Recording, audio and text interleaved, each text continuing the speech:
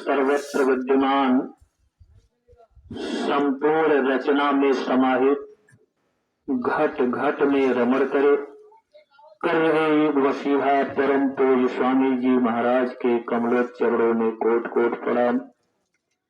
अपने संगत रूपी बगिया के रखवाले श्रद्धेय महाराज जी को कोट कोट नमन। दूर दूर से इस कार्यक्रम में पधारे हुए मालिक के प्यारे बुलारे सभी प्रेमी भाई बहनों को सादर साप्रेम जय गुरुदेव, जय गुरुदेव। एक बार पुनः जहां तक ये माइक की आवाज जा रही है, भगतपुरवा ग्राम के सभी प्रेमी भाई बहनों से हाथ जोड़ करके हम विनती प्रार्थना गुजारिश सिफारिश इल्तिजा कर रहे हैं। प्रेमियों, थोड़ा सा समय आज आप सब जरूर निकालें। देखें, आज आपके गांव में मथुरा के विख्यात परम संत बाबा जय गुरुदेव जी महाराज का जीवात्माओं को परम लाभ दिलाने वाला संदेश पैगाम आया हुआ है। ऐसा संदेशा सुनने का मौका जब भी मिले तो दुनियावी काम पर ब्रेक लगा करके जरूर सुनना चाहिए। ये कोई साधारण संदेश नहीं है। हमारे संतों महात्माओं फकीरों ने सत्संग को बहुत ही रेयर बताया है, दुर्लभ बताया है। यही जो सत्य ज्ञान आपको मिलने जा रहा है, पहले के समय में लोग, क्योंकि हमारे यहाँ एक नियम बना था, आज वो नियम खत्म हो गया। नियम क्या बना था? जो बड़े बड़े राजा महाराजा जानकार थे, कोई भी घर का जो बुजुर्ग होता था, जब चौथापन लगता था तो केवल जो है जीव कल्याण के विषय में वो सोचते थे, छोड़ करके जंगल में चले जाते थे। रामायण में लिखा है, चौथे पन नृप कानन जाई। चौथे पन में बड़े बड़े राजा महाराजा घर गृहस्थी का मोह त्याग करके, प्रेम त्याग करके, परिवार से अलग थलग सब छोड़ छाड़ करके जंगल जाते थे अपनी जीवात्मा के कल्याण के लिए। कि जीवन भर तो उल्टा सीधा काम किया, अब थोड़ा सा जो समय बचा है अपने लिए भी कुछ कर ले। तो वहां जाकर के खोज करते थे। जब कोई जानकार संत महात्मा फकीर ऋषि मुनि योगी योगेश्वर मिलता था, चरणों में मत्था टेक करके कहते थे, भगवान थोड़ा सत्य का ज्ञान करा दीजिए। सत्य क्या है, असत्य क्या है, जीव किसमें फंसा है। तो जहां तक जिसकी जानकारी पहुंच होती थी उतना वो बताते थे, समझाते थे। लेकिन आज वो खत्म हो गया। कबीर साहब जब आए, इस कलयुग के प्रथम संत माने जाते हैं, तो उन्होंने शब्द भेद का मार्ग खोला। इसके पहले किसी ने इस भेद को खोला नहीं। कलयुग में ना तो उतना समय है, 1,00,000 वर्ष की आयु सतयुग में हुआ करती थी। जब त्रेता का समय आया 10 गुना घट गया, आयु हो गई इंसान की 10,000 वर्ष। द्वापर का समय जब आया 1000 गुना फिर घट गया, 10 गुना घटा तो 10 गुना घटने पर 100 वर्ष आ गया। अब कलकाल में 100 वर्ष आयु बताई गई, लेकिन इसकी भी कोई गारंटी नहीं है। हमारे संतों ने एक सूत्र दिया, आयुष्यम जललोल बिंदु चपलम। जीवन किस प्रकार बताया संतों ने? पानी के बुलबुले के समान। आयुष्यन यानी जीवन कैसा है? जललोल बिंदु। जललोल बिंदु का अर्थ होता है पानी का बुला। बरसात के दिनों में देखा होगा, मेघों से, बादलों से जब ये बूंदें जमीन पर गिरती हैं, ऐसे बुलबुले बनते हैं और देखते देखते फूट जाते हैं। ऐसे ये जीवन है। कब कहां धोखा हो जाए, मौत आ जाए, किस कारण में वो अपना काम कर ले, किसी को पता नहीं है। इसलिए महात्मा कहते हैं कि अपना काम करने के प्रति हमेशा सचेत और जागरूक रहो। बिना गुरु के चरण स्वर में लगे ये काम होने वाला नहीं है। वो गुरु के चरण में ऐसे जीव नहीं लग पाता है। जो सत्य का ज्ञान आपको मिलेगा तभी ये जीव लगेगा, और वह सत्य का ज्ञान सत्संग में ही मिलता है। ये जो कथा भागवत है, इसमें आपको उतना लाभ नहीं मिलेगा जितना 2 घंटे के सत्संग में मिलता है। हमारे महात्माओं ने इसको विमल कथा कहा है, और कितना ये लाभ दिलाने वाली कथा होती है। रामायण के उत्तरकांड में लिखा है कि विमल कथा हरिपद दायनी, भगति हो ही सुनो अनुपायनी। भक्ति 14 प्रकार की होती है। मानस में 14 भक्ति है आपके। नो तो एक ही जगह राम जी ने बता दिया माता सबरी को, प्रथम भगति संतन कर संगा। अगर संत मिल गए तो सब मिल जाएगा, अगर संत नहीं मिले तो कुछ मिलने वाला नहीं। अपने मन की पूजा करोगे, कुछ मिलने वाला नहीं। प्रथम भगति संतन कर संगा, दूसरा रति मम कथा प्रसंगा, गुरुपद पंकज सेव, तीसरा भगति अमान, चौथी भगति मम गुणगन, करे कपट तजगान, मंत्र जाप मम दृढ़ विश्वासा, पंचम भजन सुवेद प्रकाशा, छठ दमशील विरति बहु कर्मा, निरत निरंतर सज्जन धर्मा। सातवीं में क्या बता रहे हैं? सप्तम सम मोहिमय जग देखा, यानी सबके अंदर भगवान। अभी ठाकुर भैया ने बताया कि बाबा जी ने कहा सब में ब्रह्मा है। ईशावास्यम इदम सर्वै यत् किंच जगत्याम जगत, यानी हर व्यापक सर्वत्र समाना। प्रेम से प्रकट हो ही भगवान। कोई ऐसा स्पेस नहीं, कोई ऐसी जगह नहीं जहां भगवान ना हो। लेकिन कैसे प्रकट करने की जो युक्ति है, जो वेद है, तोड़ है, तरीका है, वो संत बताते। लेकिन भगवान से भी बड़ा कौन है? सातवीं में बता दिया राम जी ने माता सेवा से, सप्तम सम मोहिमय जग देखा, लेकिन मोह से अधिक संत कर लिखा। इनका पावर, क्योंकि ये धूमधाम से आते हैं, दयाल मंडल से आते हैं। आठवीं में क्या बताया? आठों जथा लाभ संतोषा, सपने उन्हें कीजे परदोषा। जो हमारे आपके प्रारब्ध में है, जैसे कोई पिक्चर देख रहे हो तो जैसे जैसे उसकी शूटिंग होती है समय पर वैसे वैसे दृश्य दिखाई पड़ते हैं। ऐसे हम लोग जब इस संसार दुनिया में आए तो पहले तो मां के पेट में आना पड़ता है, वहीं पर भजन भक्ति का वादा भी किया। संसार में आ गए तो जन्म जब हुआ तो लोगों ने क्या देखा? भाई बच्चे का जन्म हुआ तो कोई कपड़ा पहन करके तो आया नहीं। कोई बच्चा बताओ कपड़ा पहन करके जन्म लिया है? नहीं, नंगे बना। लोग कहते हैं भैया कुछ ले करके आए नहीं, लेकिन ऐसी बात नहीं है। अगर दृष्टि खुल जाए तब पता चलेगा। हम लोग जब इस संसार में आए तो 5 चीज लेकर के आए। ध्यान से सुनिएगा। आयु कर्म च वित्तम च विद्या निधनम एव च पंचतानि ही सृजयन्ते गर्भस्थ अस्सैव देहिना। आयु, कितने दिन इस किराए के मकान में रहना है, एकदम उसी प्रारब्ध में दर्ज है, 1 सेकंड आगे पीछे नहीं। कर्म कैसा होगा? वित्त माने धन दौलत, कब आपको कहां से किस रूप में कितना धन दौलत मिलेगा, ये भी प्रारब्ध में है। क्या विद्या?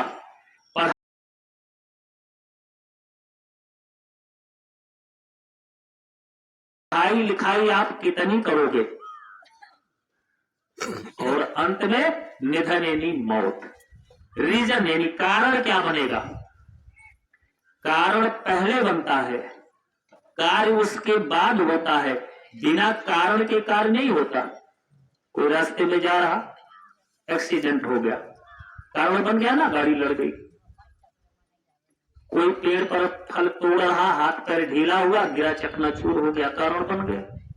कोई नदी में स्नान करने गया, पांव फिसल गया, गहरे कुंड में चला गया, डूब कर मर गया, ये याद में। तो कुछ ना कुछ कारण जरूर बनेगा मौत का, और उसी में काल अपना काम कर लेता है।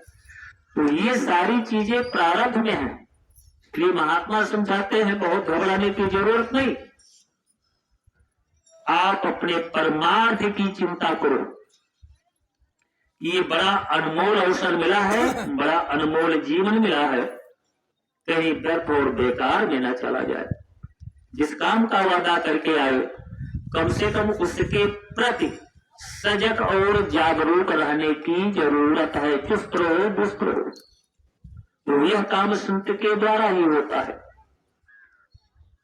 तो संत सबसे बड़े बताए गए, अपने प्रारब्ध पर विश्वास करो, भजन भक्ति करते रहो।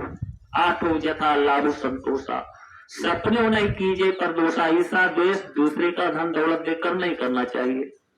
नवी में क्या बताया, नवम सरल सब सन छल हीना, मम भरोस ही हरस ना दीना। इसके बाद 5 भक्ति और होती है। एक को द्वैत कहा, एक को अद्वैत कहा, उसी को भेद भक्ति और अभेद भक्ति कहते हैं। एक भक्ति का नाम प्रेम लक्षणा है, एक का नाम अनुपन है, और 14वीं भक्ति का नाम अनुपायनी है। बिना गुरु के चरण शरण में लगे एक भी मिलने वाली नहीं। तो गोस्वामी जी महाराज उत्तरकांड में लिख रहे हैं, ये सत्संग ही विमल कथा है। विमल कथा हरिपद दायिनी, मोक्ष को दिलाने वाली ये कथा होती है। और भगत हो सुन अनुपायनी, यानी 14 हो। अब विमल शब्द का अर्थ समझिए। बी माने होती है आत्मा, रामायण के पहले पन्ने में लिखा है। पहली चौपाई कहां से शुरू होती है मानस की, वंदहु गुरु पद पद्म परागा, सूरज सुवास सरस अनुरागा, अमी मोरी मई चूरन चारू, समन सकल भौरिज परिवारु, सुकृत संभुतन विमल विभूति, मंजुल मंगल मोद प्रसूति, जन मन मंजु मुकुर मन हरणी, किए तिलक गुण गण बस करनी, श्री गुरु पद नख मरि गनि ज्योति, सुमिरत दिव्य दृष्टि ही होती, दलन मोह तम सोस प्रकाशो, बड़े भाग्य उरे आवहि जासो।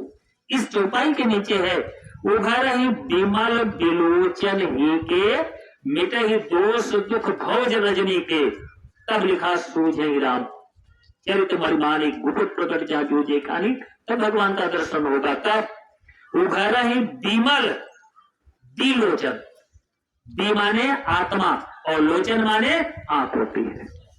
जैसे शरीर में 2 कान है, 2 आंख है, ऐसे जीव के अंदर भी एक आंख और एक कान है।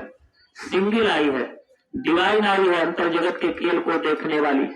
चश्मे रूहानी, चश्मे हकीकत, चश्मे नजीरत, नुक्ते या सवैदा, एक शब्द आया हुदा, जब तक खोलेगी नहीं हुदा तब तक दिखलाई नहीं पड़ेगा हुदा।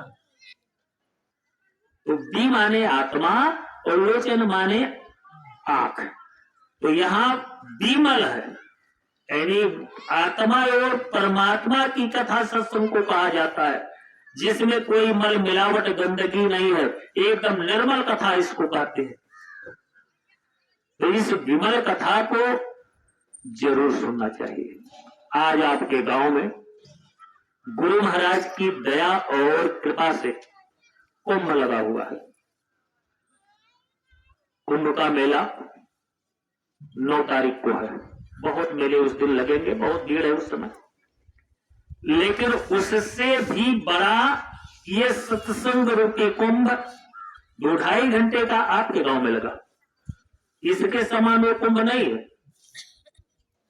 रामायण में लिखा है, वट विश्वास अचल निज धर्मा, तीर्थ राज समाज सुकर्मा, मुद मंगल में संत समाजू, जो जिम जंगम तीर्थ राजू। समझिए इसका अर्थ, मुद मंगल में संत समाजू, जैसे परम संत स्वामी जी महाराज। ये फुलवारी, ये बगीचा किसने लगाया? गुरु महाराज ने। इस संगत को किसने तैयार किया? गुरु महाराज ने। इस बागीचे के हम सब पौधे हैं, फूल हैं, ठीक है ना।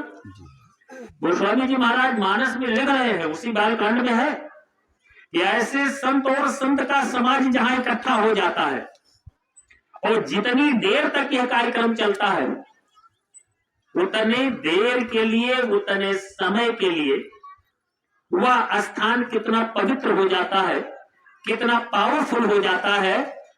जो जिम जंगम तीर्थ राजू, जंगम माने चलता फिरता, जहां मौज हो गई सरकार की वही लग जाता है। इनकी मौज बनी, किसी की प्रेमी के मन में भाव उठा, भाई हम सत्संग कराएंगे, कार्यक्रम रख उठा, लाभ मिल जाएगा। तो इनकी कृपा दया से ये लाभ मिलता है। इसको करे जंग, जो जिम जंगम तीर्थ राजू, जंगम माने चलता फिरता, तीर्थ राजू, राजू कहते हैं राजा को, तीर्थों का राजा किसे कहते हैं? प्रयागराज को। और उसी प्रयागराज में कुंभ का मेला लगता है। क्यों लगता है? कब से लगता है? त्रेता में भारद्वाज ऋषि का वहां आश्रम था, वहीं रहते थे। भरद्वाज मुनि बस ही प्रयागा, उसी प्रयागराज में आध्यात्मिक सत्संग किया करते थे। इसलिए वह स्थान इतना पवित्र हो गया। आज वहां कुंभ का मेला लगता है। तो गुरु की कृपा से ये कुंभ है आज आपके गांव में लगा है, चलता फिरता ये प्रयागराज है। अब आगे टैली करके दोनों का निष्कर्ष बताया, भाई वो बड़ा है कि ये बड़ा है। अगर उस कुंभ में कोई स्नान करने जाना चाहे, तमाम लोग जाते हैं, 4-5 करोड़ की भीड़ होती है, तो एक तो खर्चा आपका ज्यादा लगेगा। इलाहाबाद प्रयागराज में जाओगे तो यहां से किराया भाड़ा लगेगा कि नहीं? चाहे ट्रेन से जाओ चाहे बस से जाओ, लगेगा। कई दिन आपको वेस्ट करना पड़ेगा, 2-3-4 दिन तो आपका लग जाएगा। उड़ना, बिछौना, बिस्तर, खाना पानी की व्यवस्था। लेकिन इसमें तो आपको कुछ नहीं देना है, फ्री में आपको मिलेगा, बस चले आओ, बैठ करके सुन लो। अब दोनों की टैली कर रहे हैं, भाई बोल ज्यादा लाभ देने वाला है कि ये ज्यादा लाभ।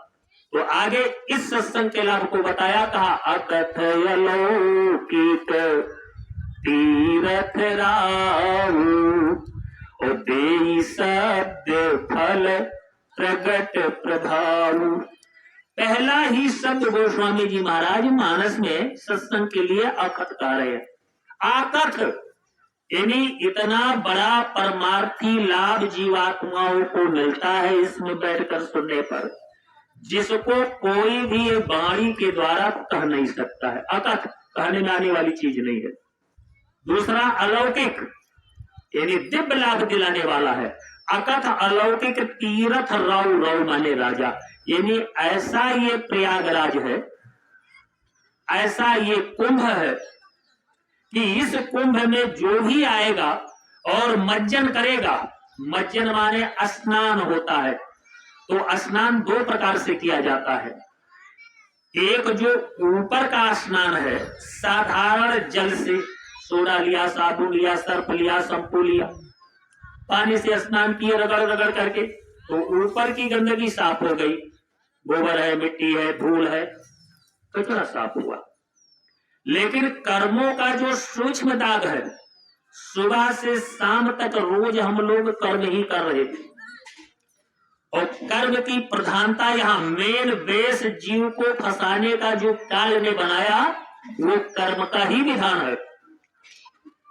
देखिए काल तो कोई चीज बताने वाला है नहीं, वो तो हाइड करके रख दिया, छिपा करके, लेकिन उसकी सारी चालाकी को महात्मा ओपन करके रखते हैं, खोल करके। तो गोस्वामी जी ने लिखा कि काल की चालाकी क्या है कि यहाँ का जो मेन वेश है, मेन आधार है जीव को फंसाने का, वो कर्म का विधान बना दिया। कर्म प्रधान विश्व रचि राखा। आगे क्या लिखा है, जो जस कर ही सो तस फल चाखा। काल कभी माफ नहीं करेगा। दो दूत यहां बैठे हैं, लेफ्ट एंड राइट, ये जो बोथ शोल्डर्स है ना, दाएं और बाएं जो कंधे हैं। चित्रगुप्त जो धर्मराज के महामंत्री हैं, उनके दो दो दिशा से अपियर नहीं होते, दिखाई नहीं पड़ते, दोनों इसी कंधे पर बैठे रहते हैं। एक का काम है आपका फिगर, फोटो खींचता रहता है, 24 घंटे ऑटोमेटिक कैमरा चलता है, 24 आवर्स। दूसरे का काम है आपकी आवाज को टेप करता है, क्या बोल रहे हो, सत्य बोल रहे हो, असत्य बोल रहे हो, क्या बोल रहे हो, कड़वी बारी है, मीठी बारी है, रिकॉर्डिंग चल रही है, एक फाइल, एक कैसेट तैयार हो रही है। और यहां से जब जीव जाएगा तो चेक होगा, एक एक पल का हिसाब देना पड़ेगा। लेकिन अगर कोई संत के साथ चल दिया तब तो रास्ता ही बदल देंगे। रास्ता दो है, हमारे शास्त्रों में लिखा है, जन्म मृत्यु हे याते को गुणते का शुभाशुभम नर के सा पतते की को अंत परम गति। बच्चा अकेले जन्म लेता है, अच्छे बुरे तमाम कर्मों को जीवन भर करता है, अकेले वह नर को कोई भेजाता है और अकेले परम गति को। तो जो संत के संग में लग जाओगे तो ये रास्ता चेंज कर देते हैं, ऊर्ध गति, और स्वयं लेकर के चलेंगे अपनी शब्द रूपी नौका रूपी जहाज पर, नाम की जहाज पर बिठा करके। उस जहाज के ये खुद ड्राइवर होते हैं, बोटमैन होते हैं, मल्लाह नाविक होते हैं, कर्णधार होते हैं। कर्णधार माने मल्लाह होता है। तब हिसाब नहीं, क्योंकि ये तो पहले ही जला देते हैं। कई तरीका संतों ने निकाला है कर्म की धुलाई का। सबसे इजी, सबसे आसान यही है, जब जीव सत्संग में आता है तो मैंने बताया स्नान दो प्रकार का, एक तो बाहरी, ऊपर से जब धोला आपने तो बाहर का कचरा साफ हुआ, लेकिन कर्मों का जो सूक्ष्म दाग है ये ऊपर नहीं रहता। देखो यहाँ आज्ञा चक्र में ये जीवात्मा बैठी है, ना ये मूलाधार चक्र में रहती है, ना ये स्वाधिष्ठान चक्र में रहती है, ना ये मणिपूरक चक्र में रहती है, ना ये अनाहत चक्र में रहती है, ना ये विशुद्ध चक्र में रहती है। इन 5 चक्रों से ऊपर ये आज्ञा चक्र है, छठा चक्र है। यहाँ ये जीवात्मा जो है छठे चक्र में ठीक नाके पर बैठाई गई।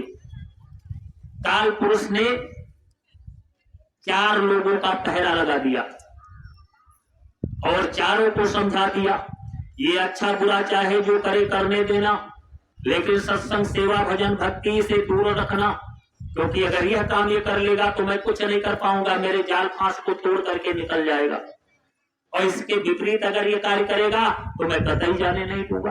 तो 4 लोगों का पहरा लगाया जीव के चारों तरफ। ये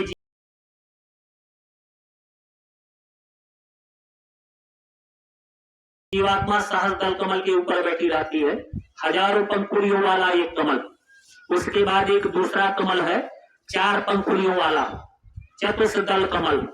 तो चारों पंखुड़ियों पर, चारों दलों पर 4 लोगों का पहरा काल पुरुष ने लगाया। निरंजन भगवान ने एक पर मन को बिठा दिया, एक पर बुद्धि को बिठा दिया, एक पर चित्त को बिठा दिया, एक पर अहंकार को बिठा दिया। 4 लोग घेर करके जीव को बैठे हैं यहाँ। फिर चारों की लगाम, चारों की डोर 4 लोगों के हाथ में पकड़ा दिया। मन की डोरी माया के हाथ में, बुद्धि की डोरी विष्णु के हाथ में, चित्त की डोरी ब्रह्मा जी के हाथ में, और अहंकार की डोरी शिव के हाथ में, और जीव की डोर खुद ताल पकड़ करके बैठा। इतने पर भी संतोष नहीं हुआ। तब क्या किया, खुद आकर के काल पुरुष यहाँ बैठ गया, लेफ्ट साइड में बाएं तरफ। कबीर साहब ने भेद खोला, तब कहा त्रिकुटी मध्य वसा निरंजन मुदा 10वां द्वार, क्योंकि 10वें द्वार से ही रास्ता गया है। मानव शरीर दुर्लभ क्यों बताई जाती है कि देवी देवता इसके लिए तरसते हैं। बड़े भाग मानुष तन पावा, स्वर दुर्लभ सदग्रंथ गावा। आगे लिखा साधन धाम मोक्ष कर द्वारा। द्वारा माने दरवाजा होता है, एक डोर एक दरवाजा इसमें ऐसा लगा है जो तीनों लोकों में जितनी भी आल स्ट्रक्चर की बात कर रहा हूं, संपूर्ण रचना की बात कर रहा हूं, किसी भी शरीर में ये दरवाजा नहीं है। 30 लाख स्थावर, 27 लाख उपमज, 23 लाख अंडज, 4 लाख पिंडज, 84 लाख शरीर। तो यही बताइए, तो लिंग लोक, सूक्ष्म लोक, कारण लोक, अलग अलग शरीरों में वहां भी देवी देवता, लेकिन केवल मानव शरीर में वो दरवाजा लगा है। उस दरवाजे का नाम संतों ने क्या बताया? 10वां द्वार। वहीं से रास्ता अपने घर को निकला है। मतलब एक्सटर्नल में नहीं है, बाहर में रास्ता नहीं है, इंटरनल में वो रास्ता बना है, और केवल मानव शरीर में। सोपान भूतम मोक्षस्य मानुषम प्राप्त दुर्लभम।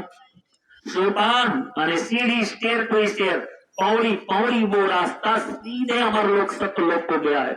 सोपान भूतम मोक्षस्य मानुषम प्राप्त दुर्लभम, ये भी दुर्लभ जो ये मानव शरीर थोड़े समय के लिए मिली है, इसमें वो रास्ता बना है। इसीलिए देवी देवता तरसते हैं, स्वर्ग वैकुंठ ब्रह्मलोक से प्रभु मृत्यु लोक में उतारिए, लेकिन मानव शरीर दिलवा दीजिए। किसी संत के चरण शरण में लग करके, और हम भी अभ्यास करके, भजन भक्ति करके, युक्ति लेकर के अपना काम बना लेंगे। अब जिनको ये दुर्लभ अवसर मिल गया, उनके समझे में बात नहीं आ रही है, कितना भी बुलाओ।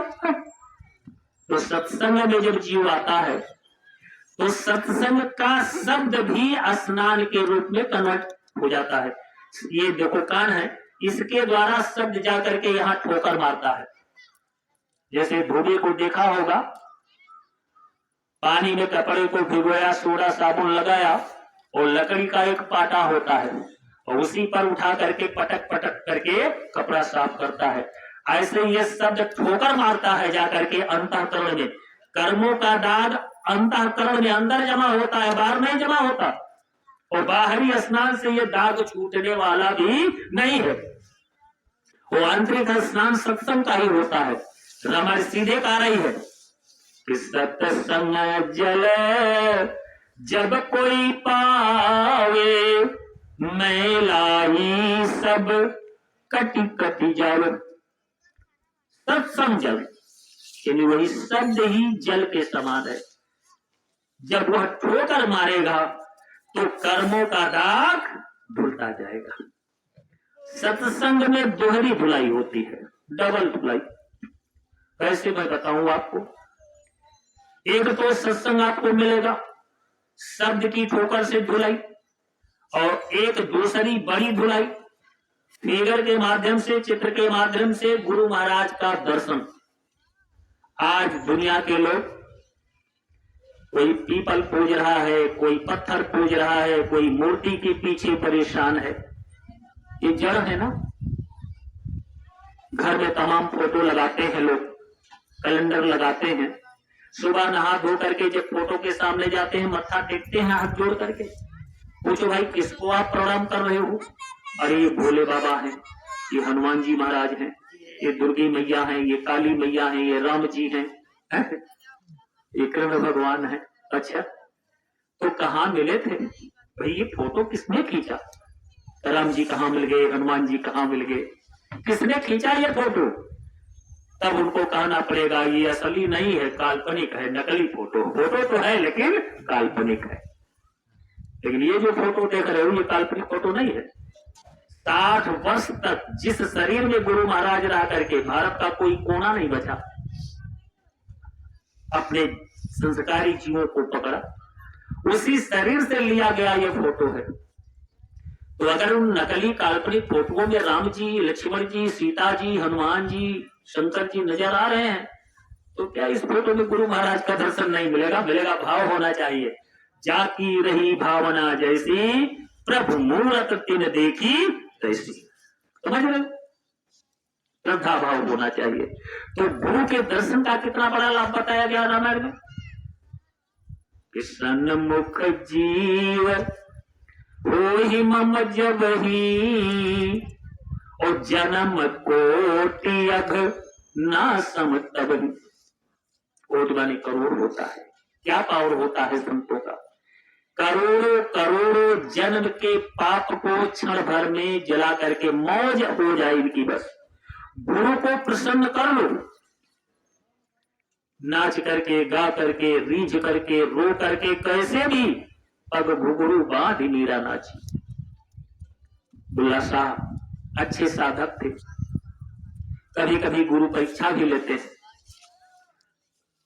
तो शाह इनायत साहब के शिष्य थे। किसी बाराबंकी जिले में, फैजाबाद के आगे बाराबंकी, उसके बाद लखनऊ पड़ जाता है, वो रहते थे आश्रम बना करके।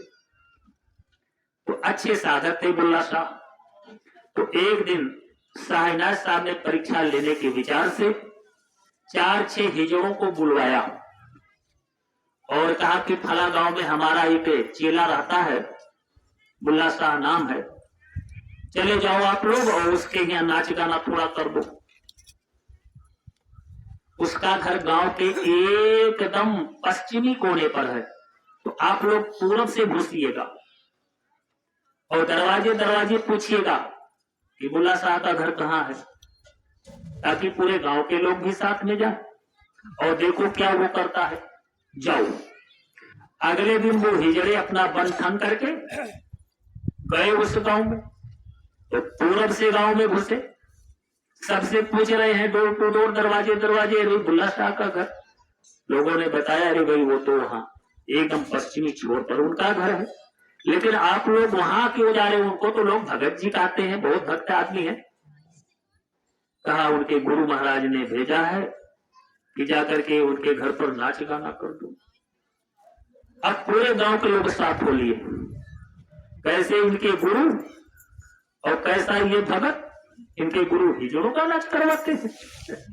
पूरा गांव जुट गया, बुल्ला साहब बैठे थे। हिजड़े जब पहुंचे ताली बजा करके कह रहे अरे भाई आपके गुरु महाराज ने भेजा है नाच गाना करने के लिए, तो हम आए हैं। अब एक बार बुल्ला शाह हिजड़ों को देख रहे, एक बार पूरे गांव के लोगों को देख रहे, झेप पर झेप गए, कचाई आ गई। गुरु आदेश का पालन नहीं किया। कहा नहीं नहीं नहीं, हमें कोई नाच गाना नहीं करवाना है, आप लोग जाइए। कि अगर ये लोग नाच गाना करेंगे तो गांव वाले क्या सोचेंगे देख करके। चले आए। लेकिन हुआ क्या, शाम को जब बैठे साधन करने के लिए, तो रोज तो मन रुकता था, बुद्धि चित्त रुकता था, सुमरन भी बनता था, ध्यान भी बनता था, भजन भी, लेकिन आज कुछ नहीं हो रहा है। कोई रसाई, कोई क्लाइंबिंग, कोई चढ़ाई नहीं हो रही है, सब बंद। 1 दिन बीता, 2 दिन बीता, 3 दिन बीत गया, लाख कोशिश के बाद कुछ नहीं। लगे सोचने कहां गलती हो गई। सोचते सोचते दिमाग में बात आ गई, गुरु की दया हो गई कि हिजड़ों ने कहा था कि आपके गुरु जी ने हम लोगों को भेजा और हमने भगा दिया। इसका मतलब कि गुरु आदेश का पालन नहीं कर पाए। लगता है गुरु महाराज हमसे रूठ गए, इसलिए सब मेरा बंद हो गया। भगे तुरंत। बगल थोड़ी दूर गांव, एक दूसरा गांव था, उसी गांव में एक वैश्या रहती थी। गए उसके यहां, हाथ जोड़ करके रोने लगे। वो भी पहचानती थी, भगत जी कैसे आना हुआ। कहा हम आपके पास ट्रेनिंग लेने आए हैं, 1 हफ्ता 10 दिन हमको थोड़ा नाचना और गाना सिखा दीजिए। कहा इसकी क्या जरूरत, कहा बहुत जरूरत है। अब आप ये शिक्षा हमको दीजिए। ठीक है, अगर सीखना चाहते हैं तो सीख लो। अगले दिन से जाने लगे। जब 4-6 दिन बीत गया, गुरु तो अंतर्यामी होते हैं कि शिष्य कितना मुझसे प्रेम करता है। गुरु गुरुद्वारे का बहुत बड़ा महत्व होता है। भगवान राम जब शिवरा के आश्रम पर पहुंचे तो माता शिवरा सबसे पहले गुरु महाराज, जो मतंग महाराज थे शिवरा के गुरु, जहां रहते थे उस स्थान पर कहा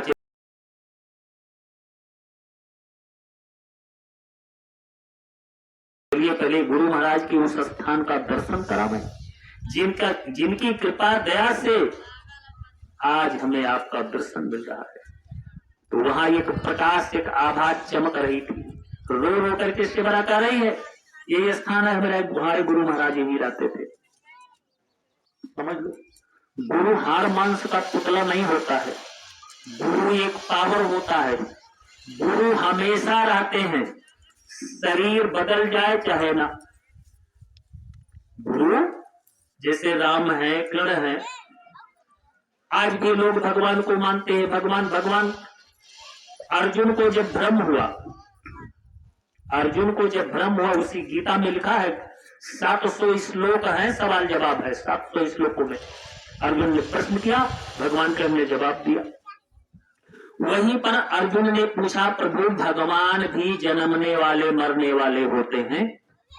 लोग कहते हैं भगवान मर गए या भगवान का जन्म हो गया, तो क्या यह बात सत्य है? भगवान कृष्ण ने कहा नहीं।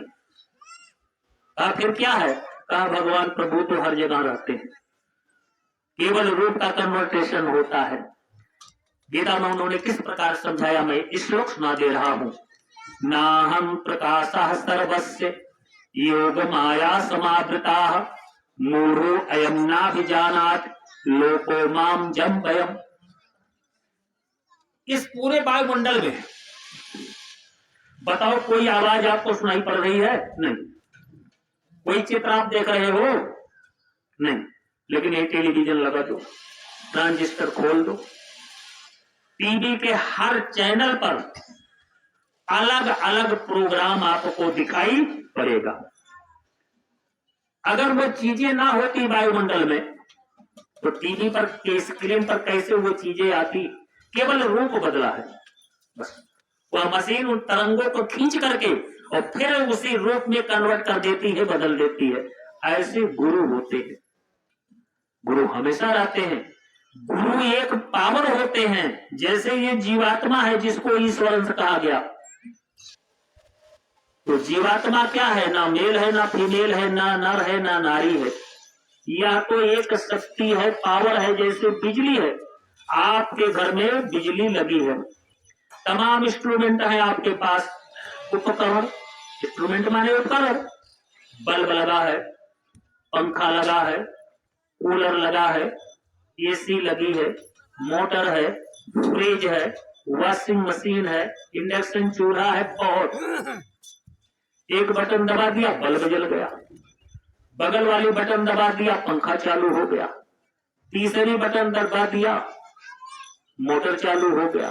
चौथी दबा दिया, वॉशिंग मशीन चलने लगी, कपड़ा धो रहे हो।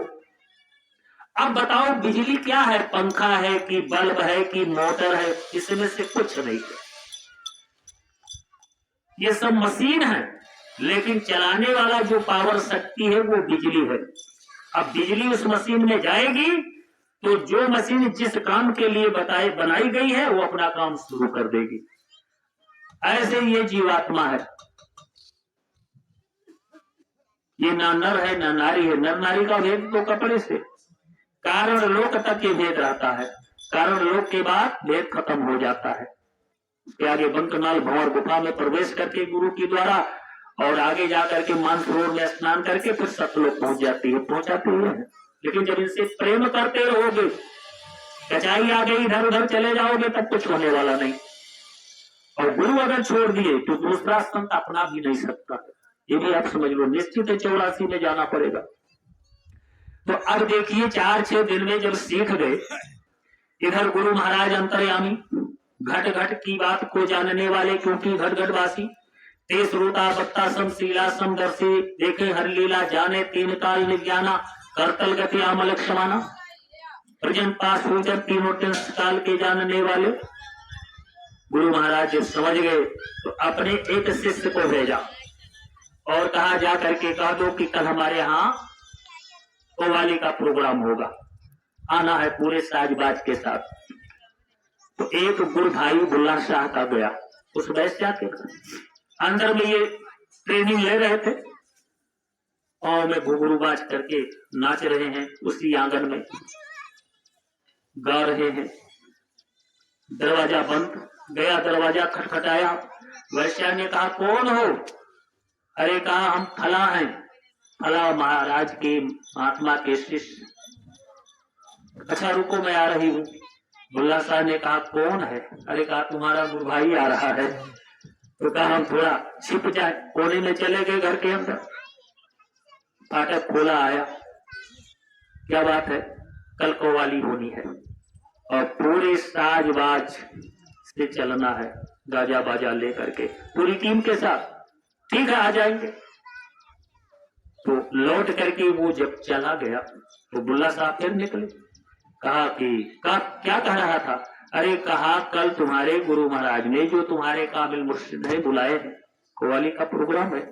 कहा बहुत अच्छा लक हुआ हमारा, एक काम करना, कल अपना जो है एक जोड़ी कपड़ा दे देना हमको, और ऊपर ये जो नकाब लगाती है ना मुसलमान भाइयों के घर की जो देवियां हैं, काला जो नकाब लगाती हैं और लबादा पहनती हैं, वही पहन करके पांव में घुघरू बांध करके नीचे सलवार समीज पहन करके बुल्ला साहब गए पूरी टीम के साथ।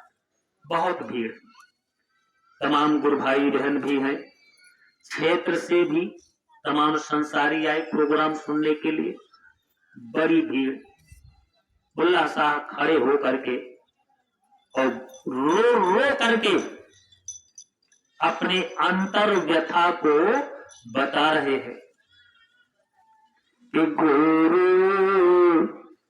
चरणों में अपने लगा लीजिए, मेरे भाग्य को स्वामी जी जगा दीजिए। मौसम पापी जगत को नाही, मौसम पापी जगत को नाही, मेरे पापों की गठरी जला दीजिए, मेरे पापों की गठरी जला दीजिए।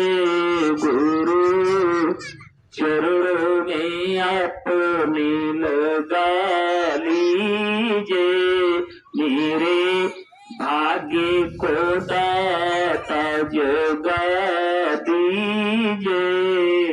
काम क्रोध मद लोभ सताए, काम क्रोध मद लोभ सताए, इन दुष्टों को स्वामी जी भगा दीजिए। काल रुमाया हमें भरमावे, इन दोनों से प्रभु जी बचा लीजिए। तुम्हारे दरस को अखियां है प्यासी, दर्शन दे करके प्यास बुझा दीजिए।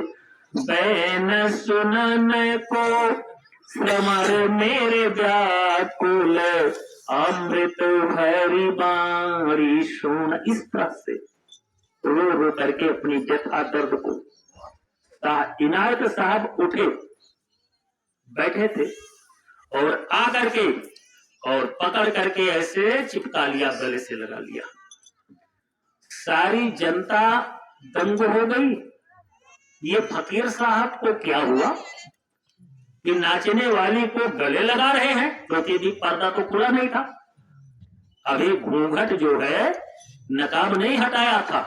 सारे लोग स्तब्ध रह गए कि फकीर साहब कहीं पागल तो नहीं हो गए, मेंटल तो नहीं हो गए। अरे बुरके वाली को पकड़ करके जो है और चिपक गए। तब तक कहा, बुल्ला साहब के मुख से आवाज निकली, ये कह रहे अरे बुल्ले में प्रसन्न हुआ, नकाब तो उठा। कहा सरकार मैं बुल्ला नहीं भुल्ला हूं।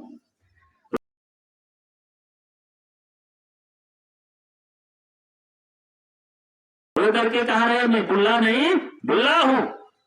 एक गलती हो गई थी, सारी चढ़ाई उनकी बंद हो गई। नाच करके अपने गुरु को खुश करके और उस कचाई को निकाला। जब पर्दा उठा दिया तब लोगों ने देखा, अरे ये नाचने वाली नहीं, ये तो नाचने वाला बुल्ला सा है। तो कभी कभी ऐसा होता है संतों का खेल बड़ा विचित्र होता है। एक बात आप समझ लो, जिस दिन हमको आपको नामदान गुरु महाराज ने दिया उसी दिन आ गए। इस स्थान का एक नाम गुरुपद है। लेफ्ट साइड में काल निरंजन भगवान यहाँ बैठे रहते हैं, त्रिकुटी मध्य बसा निरंजन। और दाया स्थान ये गुरु का होता है और बीच में ये जीवात्मा है। चारों तरफ अंतःकरण में मन बुद्धि चित्त और अहंकार घेर कर बैठे हैं। शब्द स्वरूपी संग है, कभी न रहते दूर। धीरज रखिए चित्त में, दिखेगा सतनूर। गुरु हार मांस का पुतला नहीं, जैसे बिजली है। मैंने बताया अभी, नंगा तार गया है, खंभा लगा हुआ है, देखा है आपने? बिजली काली है, पीली है, नीली है, गोरी है, दिखाई पड़ता है? नहीं। लेकिन गलती से अगर कहीं छू जाए तब बताओ क्या होगा? अगर बिजली है उस पर यही इलेक्ट्रॉन चलते हैं। एक इलेक्ट्रॉन का आवेश जानते हैं कितना होता है? जो बच्चे फिजिक्स पढ़ रहे होंगे, भौतिक विज्ञान किताब खोल करके देख लेंगे। 10 raise to the power -19 coulomb विद्युत का मात्रक कूलाम है, एक इलेक्ट्रॉन का आवेश है। ऐसे जो है सदगुरु फुल पावर होते हैं और उन्हीं की अंश जीवात्मा है। एक लाइन में गोस्वामी जी ने लिखा, ईश्वर अंश जीव विनाशी, चेतन अमल सहज सुखरा किसी। लेकिन गोस्वामी जी ने भेद नहीं खोला। ईश्वर बहुत है, राम को भी भगवान कहते हो, कृष्ण को भी भगवान कहते हो, नारद भगवान कहते हो, शंकर भगवान कहते हो, तो किसकी अंश से मान लिया जाए? इनमें से किसी की अंश से जीवात्मा नहीं। संतों ने जब भेद खोला, चौथे लोक बसे एक स्वामी, जीव अंश के ही अंतर्यामी। चौथा मंडल सत्यलोक को बताया गया है। सत्यलोक के मालिक सत्य पुरुष होते हैं। देखो इधर के जो मंडल हैं, ब्रह्मलोक जिसको कारण लोक कहा जाता है, कुरान शरीफ में उसको लतीफुल लतीफ लिखा गया। उसके नीचे सूक्ष्म लोक पड़ता है। सूक्ष्म लोक को अपूर्व धाम, वैकुंठ धाम भी पंडितों ने बताया, वो सूक्ष्म लोक है। उसके नीचे लिंग लोक है। लिंग लोक को स्वर्ग लोक कहा जाता है। और उसके नीचे तब अपना ये मंडल मृत्यु लोक है। तो ब्रह्मलोक से लेकर के यहां तक का इस साम्राज्य काल पुरुष को मिला, निरंजन भगवान को। इसके बाद बंकनाल भंवर गुफा, चाहे बंकनाल को हो चाहे भंवर गुफा को हो, बड़ा ऊंचा नीचा टेढ़ा मेढ़ा मार्ग, बिना गुरु के साथ लिए कोई जीव भंवर गुफा क्रॉस नहीं कर सकता है। गुरु की मदद से ये भंवर गुफा पार करता है ये जीव। उसके आगे मानसरोवर, कुरान ने 2 जगह लिखा, एक जगह तोसे होजरी लिखा है, एक जगह तालाबे जुलाली। उसमें संत जब जीवात्माओं को लेकर चलते हैं तो ले जाकर के स्नान करवाते हैं। स्नान के बाद ये हंस रूप हो जाती है। तब इसके आगे सत्यलोक असली घर हम लोगों का पड़ता है, तब वहां ये जीव पहुंचता है। तो सत्यलोक, अलखलोक, अगम और अनामी, ये जो 4 मंडल हैं, 4 मंडलों की रचना एकदम इक्वल है, नो एनी इंटरफेयर, मतलब एकदम समान है। और चारों शक्तियां एक ही प्रकार की हैं, कोई अंतर नहीं है। जब हम लोग दोहा सुनाते हैं अपने प्यारे सदगुरु के लिए, तो दोहे में क्या कहते हैं? सत्य पुरुष की आरसी, संतों की है देह, लखा जो चाहे अलख को, सोय नहीं में लख ले। ये दोहे में कहते हैं कि भाई ये सत्पुरुष के अवतार होते हैं। लेकिन जब हम लोग प्रार्थना गाते हैं तब क्या गाते हैं? धुरधाम, धुरधाम माने अनामी मंडल, धुरधाम के बासी अविनाशी, निज मौज से जब जब आते हैं, भूले बिसरे जीवों पे गुरु तब खूब दया बरसाते हैं। बचनामृत प्याला भर भर कर तब उनको खूब छकाते हैं, निज आशिक मतवाला करके अपनी फरमान सुनाते हैं। इनका जो फरमान है, संदेश है, पैगाम है, वो क्या है? वो सीधे कहते हैं 60 वर्षों तक भारत का कोई कोना नहीं बचा है मालिक की आवाज जहां न पहुंची हो, जहां मालिक के चरण न पड़े, बोम बोम करके कि हम आए वही देश से जहां तुम्हारो धाम, और तुमको घर पहुंचावना एक हमारो। आ जाओ, आ जाओ, मुझसे जुड़ जाओ, मुझसे प्रेम करो सच्चा, लगे रहो, मैं तुम्हें तुम्हारे घर पहुंचा करके ही दम लूंगा। चाहे शरीर में रहो, चाहे शरीर से अलग, लेकिन प्यार करते रहोगे तो मैं पहुंचाऊंगा। ये चीज, अब आप कहीं भटक जाओ तो उनकी क्या गलती। तो यही पैगाम। फिर आगे कुछ और बताया, मन माया के पद तीन छुड़ा, चौथे का भेद बताते हैं। मन माया का पद कहां तक है? इसके बाद कारण लोक तक, यानी स्वर्ग, वैकुंठ और ब्रह्मलोक, जिसको कारण लोक, यहां तक मन और माया का दांव है। क्योंकि मन की डोर माया के हाथ में है, और माया काल पुरुष की एक शक्ति है, बहुत बड़ी एजेंट है काल निरंजन भगवान की, और बहुत प्रबल है। यहां तक जाने के बाद भी अगर माया का दांव लग जाएगा, उठा करके पटक देगी, चकनाचूर हो जाओगे। उसके आगे चौथा मंडल सप्तलोक है, वहां भेजने की बातें करते हैं। यहां से निकलो, यहां तक तो काले का देश है, यहां तक अगर चले गए ब्रह्मलोक तक, तब भी तुमको छुट्टी मिलने वाली नहीं है। कि मन माया के पद तीन छुड़ा, चौथे का भेद बताते हैं। निज पिंड से प्यार करा करके घट में सतरूप दिखाते हैं। उस शब्द ज्योति में धारा में निज नाम जहाज चलाते हैं। जो भाग्यवान चढ़ जाते हैं, वे निज घर अपना पाते हैं। लेकिन एक लाइन और है, जो चढ़ न सके या छोड़ गिरे, इधर उधर भटक गए, वह भाग्यहीन, यानी अनलकी, लकी नहीं अनलकी कहेंगे। गुरु भी मुंह बोल लगेंगे। तो ये दुनिया बहकाने वाली है प्रेमी भाई बहनों। तो गुरु हमेशा रहते हैं। आज गुरु महाराज का ये पैगाम और संदेश बड़े भाग से प्रेमियों को मिल रहा है। सत्संग बहुत ही रेयर है। सत्संग में आने पर कर्मों की धुलाई होती है। जैसे जैसे शब्द अंदर ठोकर मारता है, अंतःकरण नीट एंड क्लीन, ये कथा वथा में नहीं होता। एक पंडित जी बहुत अच्छी कथावाचक, एक यादव जी थे, तो लड़का उनका फौज में भर्ती हो गया, सिलेक्शन उसका हो गया। ट्रेनिंग जब खत्म हुई, आया घर, तो पिताजी ने कहा, बेटा देखो, भगवान की कथा सुन लो। अब ट्रेनिंग पूरी हो गई, भगवान की दया से नौकरी पा गए हो, कथा सुन लो। अब वो संत का जीव था, भले नौकरी कर रहा था, लेकिन वही जो है किसी महात्मा से जुड़ गया था।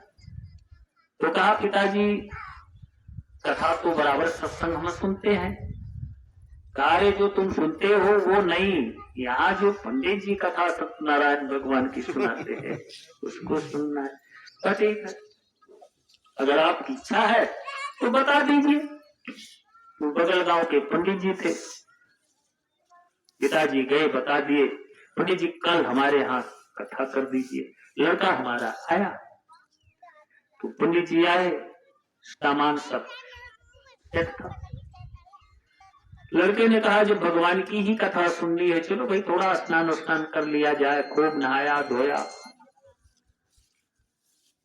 इधर पूरी तैयारी थी, केले का पत्ता, बांस की कैन, चौक तोड़ करके, और जो है कलसा, दीपक सब फिट, थाली में सारी सामग्री, एक लोटा में पानी रखा हुआ होता है, 2 बिछावन, एक पंडित जी के लिए जिस पर बैठकर कथा सुनाएंगे, और एक वह जजमान जो बैठ करके कथा सुनता है।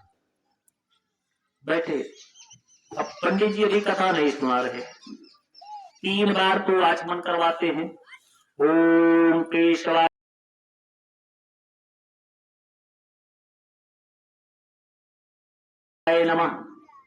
ओम माधवाय नमः, ओम नारायणाय नमः। अरे हम लोगों को भी करना पड़ता है। हाथ हस्त प्रक्षालन यानी हाथ मुंह धो लो 3 बार, थोड़ा थोड़ा जल दे करके पी लो, हाथ मुंह धो लो। श्री केशाय नमः यानी हस्त प्रक्षालन, हाथ मुंह धो लिया। अब भी कथा नहीं सुना रहे, तो जिस झोली में पोथी रहती है, किताब, शंख रहता है, घंटी रहती है, उस पैती मोटक भी उसी में होता है। मोटक कितना बड़ा, आगे गांठ लगी होती है। पंडित जी अब क्या कर रहे हैं, वही लोटे का जो पानी है ना, जल रखा है, उसी में उसको डुबा करके और यजमान को नहला रहे। हरि ओम पावित्र पावित्रो वा सर्वावस्थांगतो अतीवाया स्मृत पुंडरीकांश सावायवंतर सुचित। मंत्र वही है। पंडित जी पहले शब्द में ही कह दिए हरि ओम पावित्र। भैया तू नहा लो इतना, लेकिन पवित्र नहीं हो। अब बताओ यजमान तो चौकी के 1 बट्टी साबुन 10 रुपया खर्च कर दिए, आधा घंटा मोटर चला के टिल्लू पंप नहा लिया। और पंडित बाबा गजब बात कहा थे कि तू पवित्र ना हो। उसका कारण है बाह्य नाचा अभियंत्रा। आप नहाए जरूर, लेकिन केवल ऊपर ऊपर डारा धोए मैल दिल बीच समाना। कर्मों का दाग तो अंदर में है, और यही हिसाब देना पड़ता है। कब, जब जीव यहां से जाएगा। और जाना तो तय है, क्योंकि इस मंडल का नाम हमारे संतों ने अमर लोक थोड़े कहा है, मृत्यु लोक बताया है। मृत्यु लोक इसका नाम इसीलिए पड़ा कि जिसका भी जन्म हुआ है एक ना एक दिन उसे मरना भी पड़ेगा। Nothing more certain than death. मौत से ज्यादा निश्चित कुछ नहीं, सबको जाना पड़ेगा। आया है सो जाएगा, राजा रंग फकीर। हाँ, आगे 2 विधि बताया है। एक में कोई पेन नहीं, कोई दर्द नहीं, बड़े आनंद से जाओगे। एक सिंहासन चढ़ चले, सिंहासन का मतलब गुरु संभाल कर देंगे। मौत से जाओगे, रास्ता ही बदल देंगे, काल हिसाब नहीं ले पाएगा, पहले डिलीट मार देंगे, साफ सफाई करके ले जाते हैं। एक सिंहासन चढ़ चले और एक बधे जा। अगर काल खींचेगा, यानी उत्तरायण के बजाय दक्षिणायन अगर आपकी गति हो गई, ओढ़ के बाद अधोगति हो गई, तो एक एक पल का हिसाब बोलेगा। मनमानी करोगे, पल पल का हिसाब काल लेगा, बख्शेगा नहीं। संतों ने बताया है, मैं भजन के माध्यम से समझा रहा हूं कि जब तेरी डोली निकाली जाएगी, बिन मुहूर्त के उठा ली जाएगी। जब तेरी डोली निकाली जाएगी। कौन शादी विवाह करेगा तो पंडित जी से साइड पूछवा, घर बनवाऊंगा पंडित जी कहिया नैया खोदी। लेकिन ये हो कौन साइड बात है कि कहिया हम मरब, कब आगे बुलावा तो जाना पड़ेगा।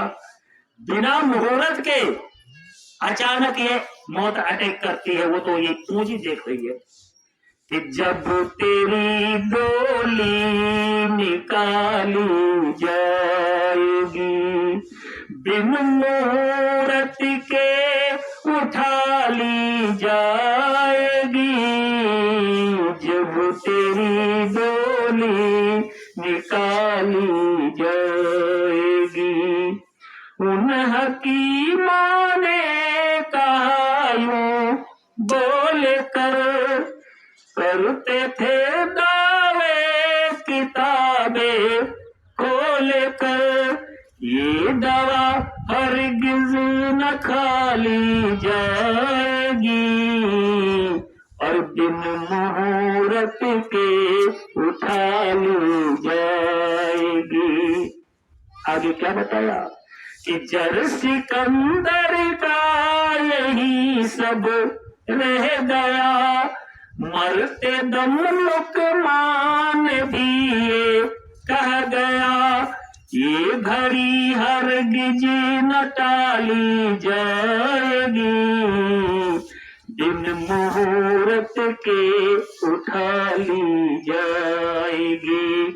ऐ मुसाफिर को बसरता है यहाँ। फैलाओ, अभी 4 कोठी और बनवा ले, 10 बीघा जमीन और ले ले, 4 दुकान, बसरता मतलब फैलना। सारी सोच यहीं तक है, उधर का ख्याल है नहीं कि ऐ मुसाफिर क्यों बसरता है यहाँ, ये किराए पर मिला तुझे। एज ए रेंटेड हाउस, भाड़े का क्वार्टर है ये, किराए का, खाली करवा लेगा। ये ऐ मुसाफिर क्यों बसरता है यहाँ, ये किराए पर मिला तुझको मकान, कोठरी खाली करा ली जाएगी। दिन मुहूर्त के उठा ली जाएगी। क्यों गुलों पर हो रही बुलबुल निशान, है खड़ा पीछे वो माली होशियार, मार कर गोली गिरा दी जाएगी, जब तेरी डोली निकाली जाएगी। तो जब जीव जाएगा काल के विटनेस बॉक्स यानी कटघरे में खड़ा होगा, फाइल चित्रगुप्त से धर्मराज मांगेंगे एक एक पल का हिसाब कि परलोक में जब होगा तेरा हिसाब, कैसे मुकरोगे वहां पर ऐ जनाब, जब तेरी वो बही निकाली जाएगी, और दिन मुहूर्त के उठा ली जाएगी। तो वो रास्ता चेंज करने की जरूरत है। यही कर्मों की अदायगी, लेन देन खत्म। संत का पावर है, कर्म की रेख पर मेघ मार देते हैं। शब्द एक जगह सत्संग चल रहा था, बच्चे शांत हो। एक जगह सत्संग चल रहा था एक महात्मा जी का, तो बड़ी भीड़ थी, बड़ी दूर दूर के लोग आकर के सत्संग सुन रहे, क्योंकि सत्संग तो बड़ी दुर्लभ चीज है। सत्संगत दुर्लभ संसारा, लाभ आगे बताया गया। निमिष दंड जो एको बारा, पल भर का भी सत्संग अगर आप समझ जाएं तो जीवन में उतार ले, तो बहुत बड़ा परमार्थी लाभ इसका मिलता है। अब ये मिलता किनको है? सबको नहीं मिलता है। जो बड़े भाग्यशाली जीव होते हैं उन्हीं को इसका लाभ मिलता है। रमण ये कह रही है, संत सब जानते हैं, इसलिए सच्ची बात बताते हैं। गोस्वामी जी लिख रहे हैं, बड़े भाग पाइब सत्संग। जो बड़े भाग्यशाली जीव हैं वही इसका लाभ ले पाते हैं। नहीं कितना भी आप बुलाओगे, देखो कितनी दूर दूर के प्रेमी आए हैं, लेकिन गांव वाले कहीं ताश खेल रहे होंगे, कहीं गप लड़ा रहे होंगे, उनके पास समय नहीं है। तो बड़े भाग पाइब सत्संगा। अब आगे इसका लाभ बताया, बिना ही प्रयास, उस जीव को ज्यादा मेहनत करने की जरूरत नहीं। ऐसा सत्संग का लाभ प्रभाव बताया, वो ही भवभंगा, यानी भवसागर उसके लिए अंग भंग हो जाता है प्रेमियों। तो सत्संग को हल्के में नहीं लेना चाहिए, ठीक है ना। बड़ी गर्मी लग रही है, थोड़ा उतार में, तब सुनाएंगे खूब। बहुत दिन के बाद हम आए हैं, अब जिले कई बढ़ गए, 10 जिले का प्रोग्राम मैं करता हूँ, तो छुट्टी नहीं मिलती है। नहीं तो आपके जिले में महीने में 12-14 प्रोग्राम करते थे। अब 14 प्रोग्राम 15 प्रोग्राम हर महीने हमको संत कबीर नगर में करना पड़ता है। फर्स्ट नंबर पर आपका जिला नहीं, पहले ये था, वो हो गया, ये 6 नंबर 7 पर आ गया। तो खैर सुनिए, कह रहे हैं बड़े भाग पाइब सत्संगा, और बिना ही प्रयास हो ही भव अंग भंग हो जाता है। भवसागर नाम की चीजें नहीं रह जाती, रास्ता चेंज हो जाता है। ये रामायण के बालकांड में लिखा, और यही सूत्र भागवत के दूसरे स्कंध में है। महात्मा व्यास जी ने भी यही लिखा है। मैं भागवत का श्लोक सुना रहा हूं, सुनिए क्या लिखा है।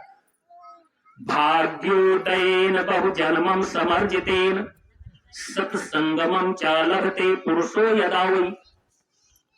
बहुत जन्म, क्योंकि बहुत दिनों से ये जीव आ रहा है जा रहा, बहुत बार ये शुभ अवसर भी मिला लेकिन काम नहीं बना पाए, ऐसे आए गए चले गए। तो तमाम जन्मों में जो सत्कर्म किया हमने आपने, उसमें से जो खर्च होने से बच गया, आते समय प्रारब्ध में जोड़ दिया गया, वही भाग्य को जगाता है। और तब यह जीव जा करके सत्संग में बैठ करके उस महालाभ को, परम लाभ को लेता है। भाग्योदयेन बहुजन्मम समर्जितेन सत्संगमम चा लभते पुरुषो यदा हुई, माने जब कभी तो बड़े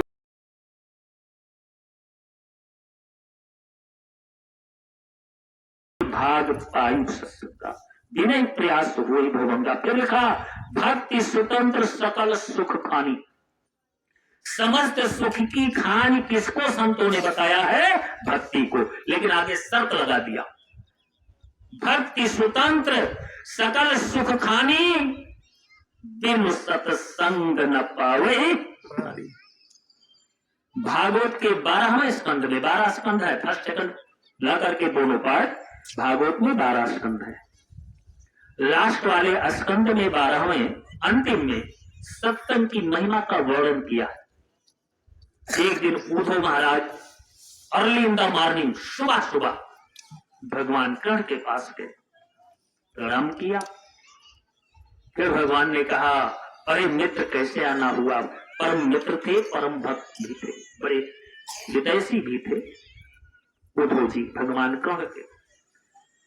तो उद्धव जी कह रहे, प्रभु आपके दर्शन की इच्छा बढ़ी हमारे अंदर, तो मैं आपके पास आ गया। ठीक है, दर्शन कर लो। और कुछ कहा, प्रभु एक सवाल रात ही से मेरे अंदर उठ रहा है, लेकिन उसका कोई जवाब मैं नहीं निकाल पा रहा हूं। हाँ, वो तो तुम तो बड़े ज्ञानी हो, लेकिन कौन ऐसा प्रश्न है जिसका जवाब तुम नहीं ढूंढ पा रहे हो? कहा, प्रभु वही जानने मैं आया हूं। हाँ तो पूछो, क्या सवाल है तुम्हारा? मैं क्वेश्चन रखो सामने। कहा, प्रभु तमाम उपाय बताए गए, ये करो तो भगवान मिलेंगे, ये करो तो मिलेंगे, वो करो, किताबों में भी तमाम उपाय बताया गया, बहुत खटकर्म है। लेकिन मेरा प्रश्न यह है कि सबसे इजी, सबसे आसान, सबसे सरल, जिसमें ज्यादा मेहनत ना करना पड़े, कोई अगर ऐसा उपाय हो तो बता दीजिए, कोई सबसे सरल उपाय। हाँ हाँ है। कहा तो बताइए। कहा, ये तो बड़ा गूढ़ प्रश्न पूछ रहे हो, लेकिन तुम हमारे भक्त हो, मित्र हो, हितैषी हो, इसलिए मैं जरूर बताऊंगा। अब व्यास जी लिख रहे हैं, भगवान कृष्ण क्या कह रहे हैं? अथ तत् परमं गुह्यं श्रृण्वतो जदुनंदन सुगोप्यमियति बक्ष्यामि तुम्मे भृत्या सुहृत सखा।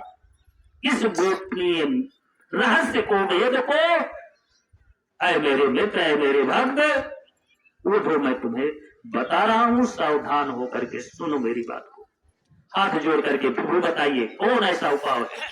तब कह रहे, आगे लिखा, नारोधयति माम योगो ना सांख्यं धर्मेव च न स्वाध्यायस्पस्त्यागो निष्ठापूर्तं दक्षिणा वृतानि यज्ञच्छन्दांसि तीर्थानि नियमायमा यथा वरुन्धे सत्संगा सर्वसंगपो इमाम। तीर्थ, व्रत, जग, उपवास, दुनिया में जितने खटकर्म है उपाय सबको काट दिया। यथा वरुन्धे सत्संगा, जितना सत्य ज्ञान सत्संग में जाने पर जीव को मिलता है, जितना समर्थवान सत्संग होता है, पावरफुल, उतना कुछ है ही नहीं। इस सत्संग है ज्ञान सरोवर। महात्माओं ने क्या कहा? ये ज्ञान सरोवर है। सत्संग ये नाच गाना का विषय नहीं है कि चमकाओ और गिराओ, लेकिन दुनिया वालन को यही पसंद है। घूंघट काट के नाचा, खड़ा होकर गिरावा। ये सत्संग बहुत सारी शब्द है, वही एलिमेंटल सेंस तक तो ज्ञान इसमें दिया जाता है। जो नहीं समझ पाया वही भटका है इधर उधर, जो समझ पाया वो कतई नहीं भटकेगा, सारी दुनिया एक तरफ लग जाए। लेकिन कहो मथुरा छोड़ दे, कभी नहीं छोड़ेगा। सत्संग है ज्ञान सरोवर, सुख की खान है बंदे, सत्संग से ही मिलते सचमुच भगवान रे बंदे। सत्संग है ज्ञान सरोवर, सत्संग है ज्ञान सरोवर, सुख की खान है बंदे, सत्संग से ही मिलते सचमुच भगवान रे बंदे। अब सत्संग कहते किसको? सत्संग में दो शब्द जुड़े हैं, सत धन संग बराबर सत्संग। सत क्या है? इस आंख से हम आप जो देख रहे, इस आंख से जो भी देख रहे हैं वही सत्य मान रहे हैं। जैसे ये शरीर और ये संसार दुनिया। लेकिन अगर दिव्य दृष्टि खुल जाए तब आपका देखने का भाव ही बदल जाएगा। ना ये शरीर सत्य है और ना ये संसार सत्य है। अगर शरीर सत्य होती तो मौत ही ना होती, हमेशा रहते। अरे जीवात्मा अगर निकल गई, एक उंगली तक नहीं कटती है, लेकिन लोग चिल्ला करके क्या कहते हैं, भैया फला बाबू आज दुनिया छोड़ करके चले गए। तो जिसको रोज बाबू जी कह रहे थे वो शरीर तो आज भी सामने पड़ी है। बाली को राम जी ने मार दिया, वध कर दिया। बाली की पत्नी तारा आ करके अपने पति वाली के पैर को पकड़ करके विलाप कर रही, छाती मुड़ ठेठा रही, रो रही। भगवान राम समझा रहे हैं, समझाते समझाते घंटों बीत गया। लेकिन दुख के विपत्ति के समय में अगर अच्छी बात भी बताओ समझ में नहीं आती है। अरे भाई जिसने मारा वही समझा रहा है, कैसे पल्ले बात पड़े। घंटों राम जी समझाते रहे, लेकिन तारा का रोना, तारा का विलाप बंद नहीं हो रहा। परेशान हो गए। तब उन्होंने एक क्षण का सत्संग दिया है। देखिए सत्संग का पावर क्या होता है। तारा तुरंत चुप हो गई, जैसे सत्य का ज्ञान हुआ। इतने केवल कहा तारा प्रगट तव तन, गोस्वामी जी ने लिखा इस चौपाई को, प्रगट तव तन आगे सोया, और जीवन नित्य के ही कारण रोया। ये तारा अब तू हमको ये बता कि तू पति मानती किसको है? अगर इस आंख से दिखाई देने वाली ये जो प्रकट शरीर है, अगर इसको अपना पति मानती है तो ले जा, ये तो अभी तेरे सामने पड़ी हुई है, बेलास पड़ी है। और अगर तू कहती है कि जो निकल गया वो, तो अविनाशी तत्व है, जीवात्मा को कोई मार काट नहीं सकता। भगवान कृष्ण ने गीता में कहा, नैनम छिदंत शस्त्राणि नैनम दहति पावकः न चैनम क्लेदयन्ति तापो न शोषयति मारुता। और यही बात माता पार्वती को यही ज्ञान बताया भगवान शंकर ने कि कट सकता नहीं शस्त्र से वह, ज्वाला भी जला नहीं सकती, उड़ सकता नहीं पवन से वह, पानी भी बहा नहीं सकती। यो है जीवात्मा। ये तो कर्मानुसार एक शरीर से दूसरे में, दूसरे से तीसरे में रन किया करती है। कर्मानुसार सदगति तब इसको मिलेगी जब संत से ये जुड़ेगी, नहीं तो सदगति मिलने वाली नहीं है। संतों का सुपर पावर होता है। वही बताया राम जी ने कि अगर आत्मा को तू अपना पति मानती है तो आत्मा तो अजर है, अमर है, अविनाशी है। समय पूरा हुआ किसी दूसरे शरीर में वो जा करके बैठेगी। और अगर प्रकट शरीर को तू मान रही है तो ले जा इस शरीर को। वही तारा चुप हो गई। तो सत्य क्या है? आत्मा। और सत्य क्या है? परमात्मा। उस वेद ने, रामायण में, भागवत में, ग्रंथों में पहले 3 चीज अनादि बताई गई है। पहले 3 चीजों को सत्य कहा, लेकिन बाद में संतों ने एक को काट करके निकाल दिया। मैं प्रमाण से बता रहा हूं। चलिए मानस की चौपाई से सिद्ध कर रहा हूं। मानस में क्या लिखा है?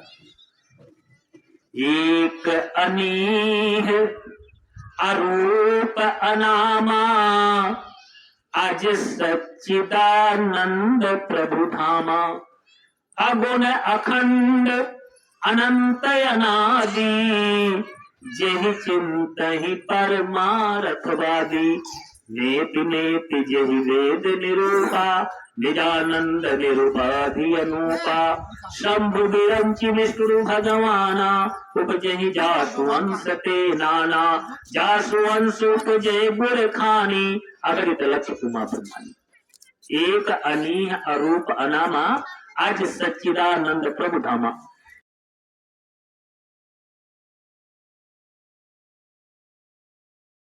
ये सच्चिदानंद शब्द किसका नाम है? अनामी महाप्रभु का। सच्चिदानंद माने तीन शब्द इसमें जुड़ा है, सत धन चित धन आनंद, तीनों का कॉम्बिनेशन है। मतलब जोड़, तीनों को जोड़ने के बाद तब सच्चिदानंद शब्द बना। सत धन चित धन आनंद ये उस मालिक का नाम है।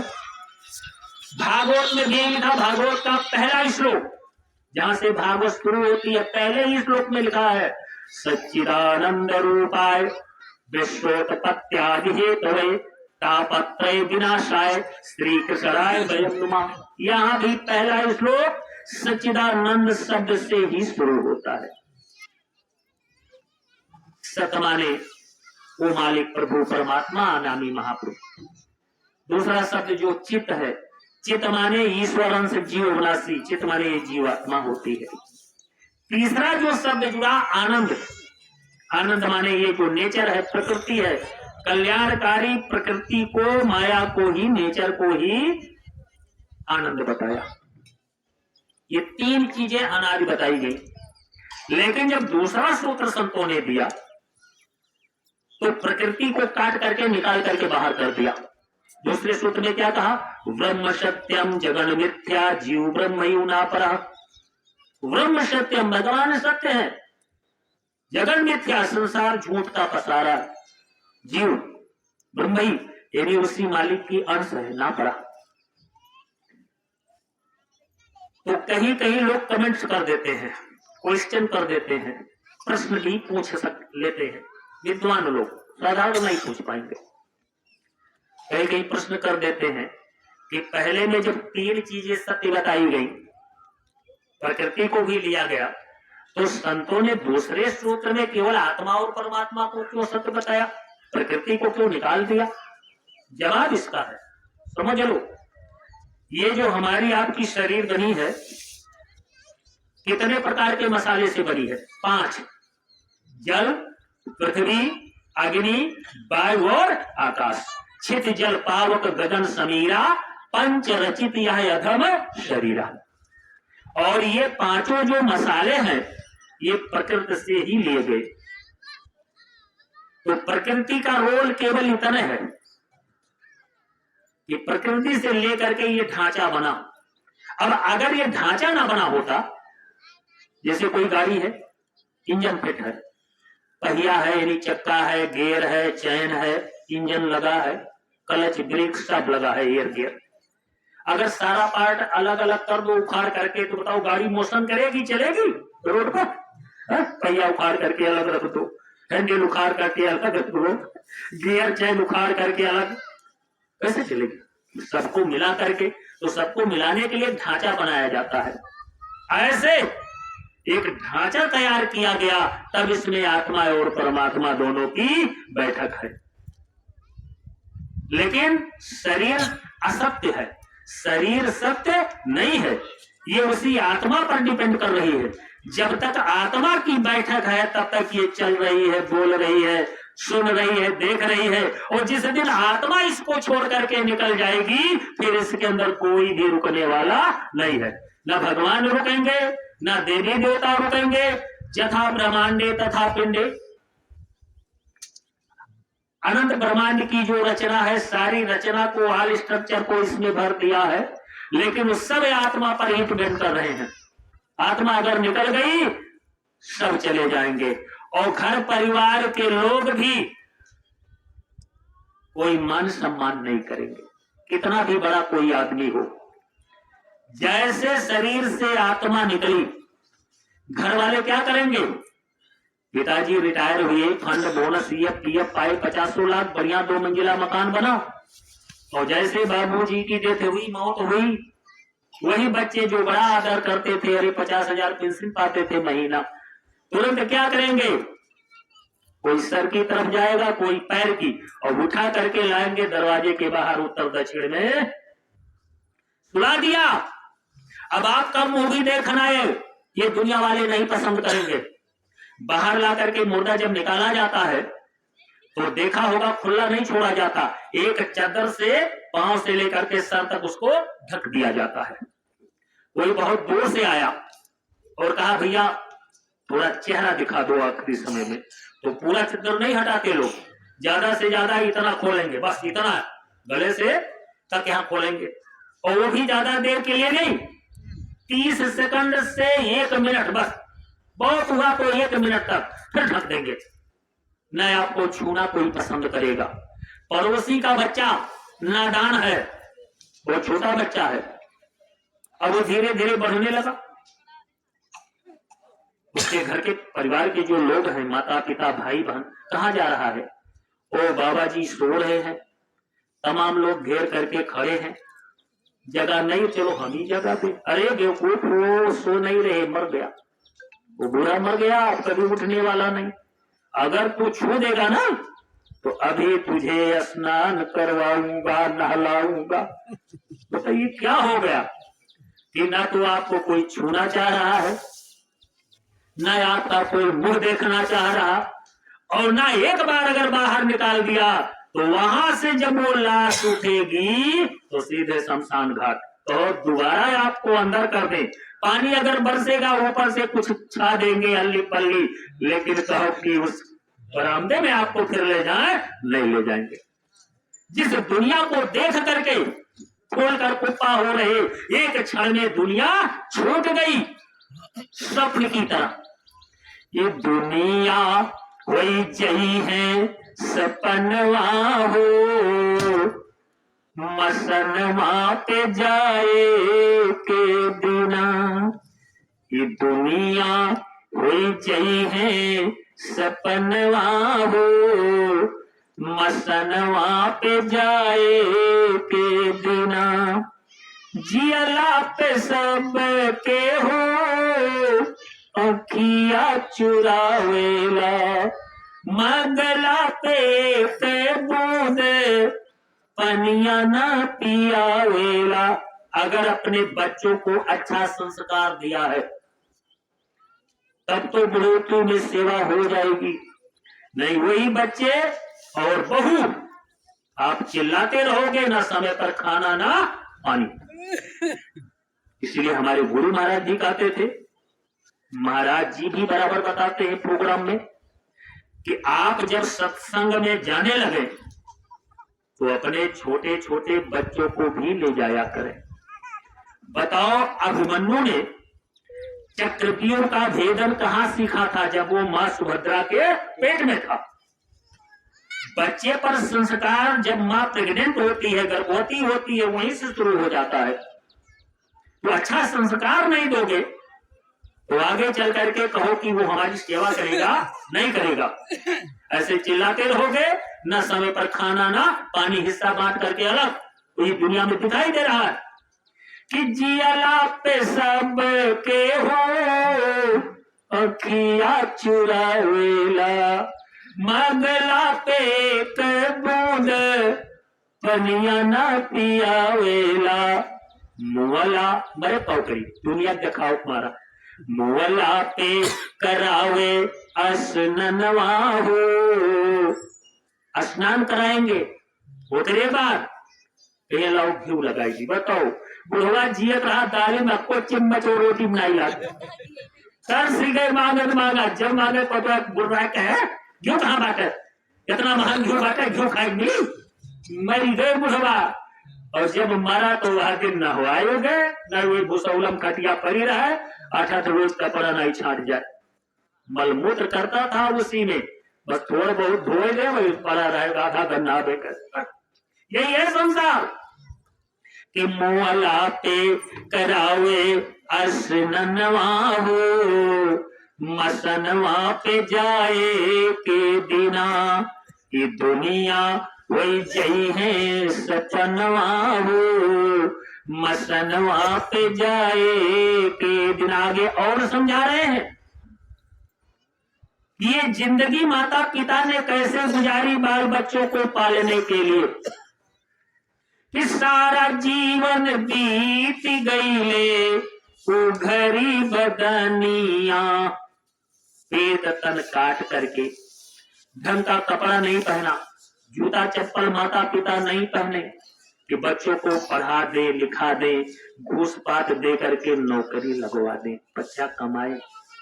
तन पेट काट करके माता पिता पाल पोस करके तैयार किए, लेकिन जैसे बीवी आई नौकरी मिली, अब आपसे हिस्सा बांट कर अलग।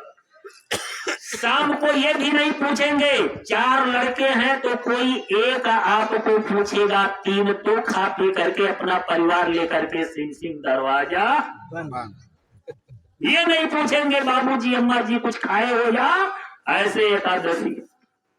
कितना मेहनत करके माता पिता तब बच्चों को पालते हैं, कि सारा जीवन बीत गईले उघरी बदनिया, मगला पे नहीं मिले फटही लुगरिया। 80,000 बेटवा पाओ भाई, अलगे भाई दादा कुर्ता फाड़ दे भैया, तू कुर्ता दे दे तो हमारे पैसा खर्च हुए घर इतना ही होता है दादा, जो पहले हो वही रहा हुआ है, ठीक है भाई। कि सारा नहीं मिला, और जिस दिन मर गया उस दिन वह दिन लपटिया के लाओ नवा कपड़ा का फन है, कि सारा जीवन बीत गईले उघरी बदनिया, मगला पे नाही मिले फटही लुगरिया, मुअला पे उड़ावे ला कफनवा हो, मसनवा पे जाए के दिना।